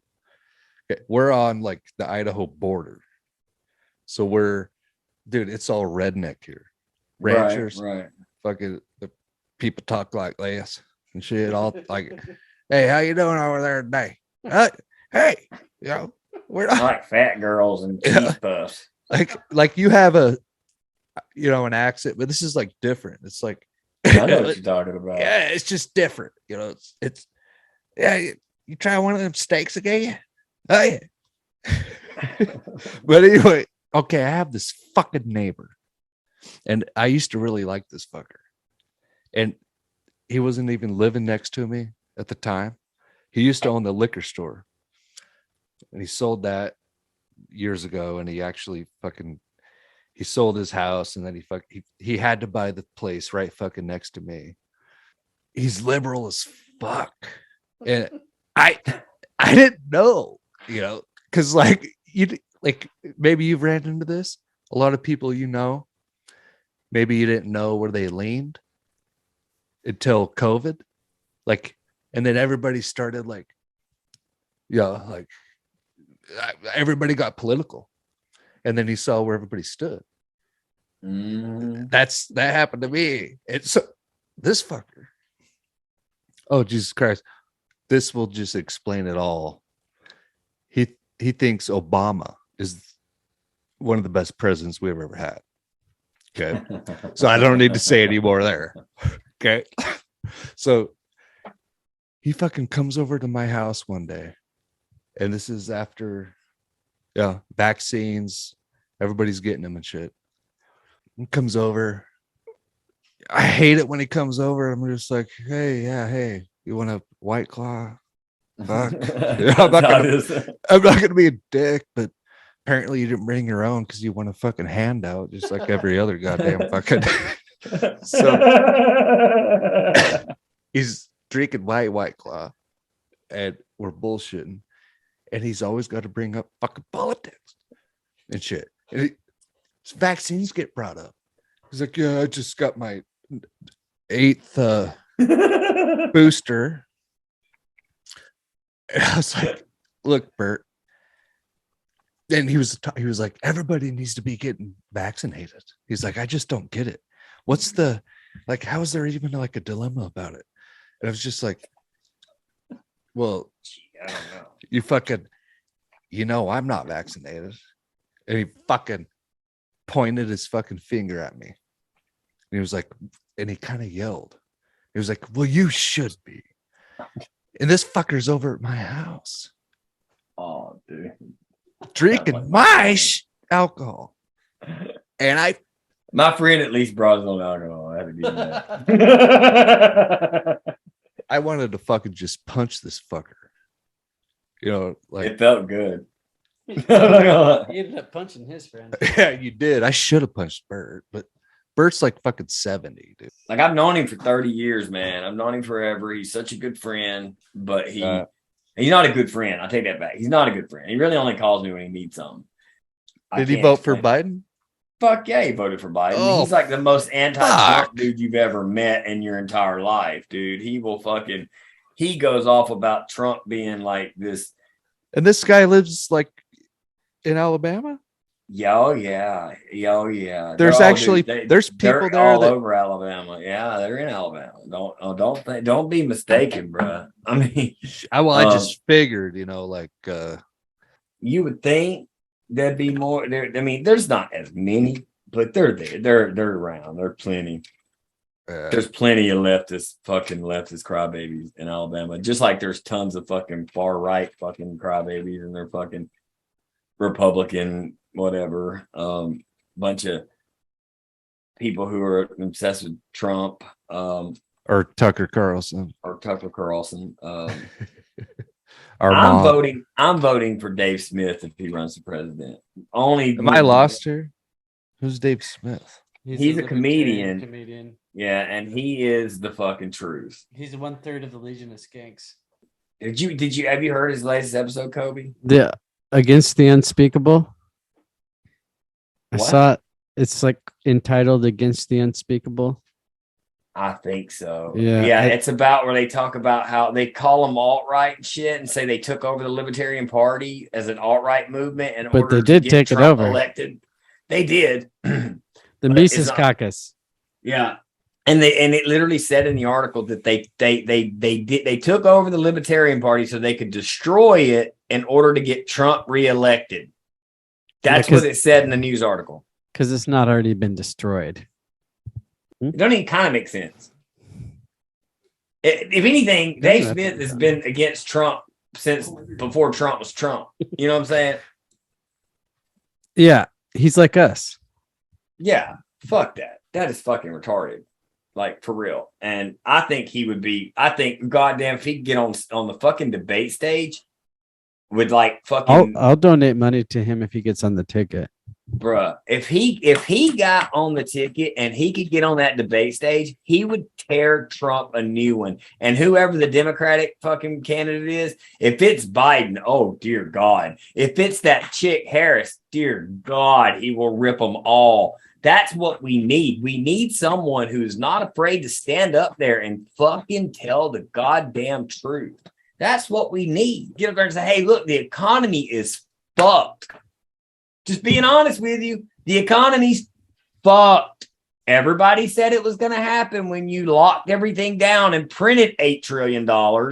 The economy is fucked. When you closed down the Keystone Pipeline, everybody said the gas was going to go up. Gas is fucking up. And you blame it on Putin. That shit was going up before Putin invaded Ukraine. And not to mention, you dumb son of a bitches signed a fucking deal with Russia to import fucking oil through a pipeline through Germany. And then they had to have had fucking intelligence that Russia was going to invade Ukraine, and they still signed that deal. And they still closed down any more new pipelines. You can't tell me this shit ain't all related to fucking things Biden and the Democrats and the fucking Republicans, my bad. The Democrats and the Republicans. It's all, I'm telling you, dude, this is all part of their plan. They're all fucking invested in their eyeballs and probably electric cars and fucking shit that's not fossil fuel. And because they've pretty much expended the amount of money they can make on fossil fuel is what I think. And now they're going for the next fucking gold mine. Yes. Fucking cocksuckers. Yes. Amen. But yeah. My brother's Nobody going wants pee. to fucking set up. Nobody wants to stand up and say anything either. That's what drives me crazy, dude. Like, oh my God, who cares? Okay, so what if somebody made a joke that hurt somebody's feelings? Okay, what about it? Who's mad because what the fuck does it matter that we named our video monkey pox or what was it, Davos pox? And Yeah, but they said that our video content was hate speech. yeah, what kind of hate speech would have been in there? I mean, You and me talking about fisting Bill Clinton. Is that it? Hate speech. I don't know what it was, Just- dude. It could be a number of things, and you called it. I think in that very episode, actually, you said they're going to take us down. Yeah. Well, you know what? I'm good with it. Fuck it. We'll get on somewhere else. We're going to go harder and stronger. Yeah. And we're going to name this fucking episode "Fuck YouTube in the Ass." Right? Go. Or do That's I have right. your consensus on that? I'm totally down with it. All right. Fuck yeah. Fuck YouTube in the ass twice with this thing behind me. Oh, I want. Can it fuck me first? The Assinator 3000. I want to get my blood on it before it gets YouTube's asshole. It's a sentient being. It fucks who it chooses. All right, man. Are you ready to do a 1 minute rant? Yes, I'm down. Let's get All right. I think I'm gonna let my brother do mine when he gets back peeing, but let's do yours first. All right. I figured out what's wrong with my phone. So I'll get a timer up real quick. 5, 4, 3, 2. I want to talk about Trump's loyal followers. Guys, I remember saying it when it happened. I remember when he appointed these people, and I'm like, wait, they're the establishment. He's not draining a swamp. He's filling the swamp. What is going on here? Why is he doing this?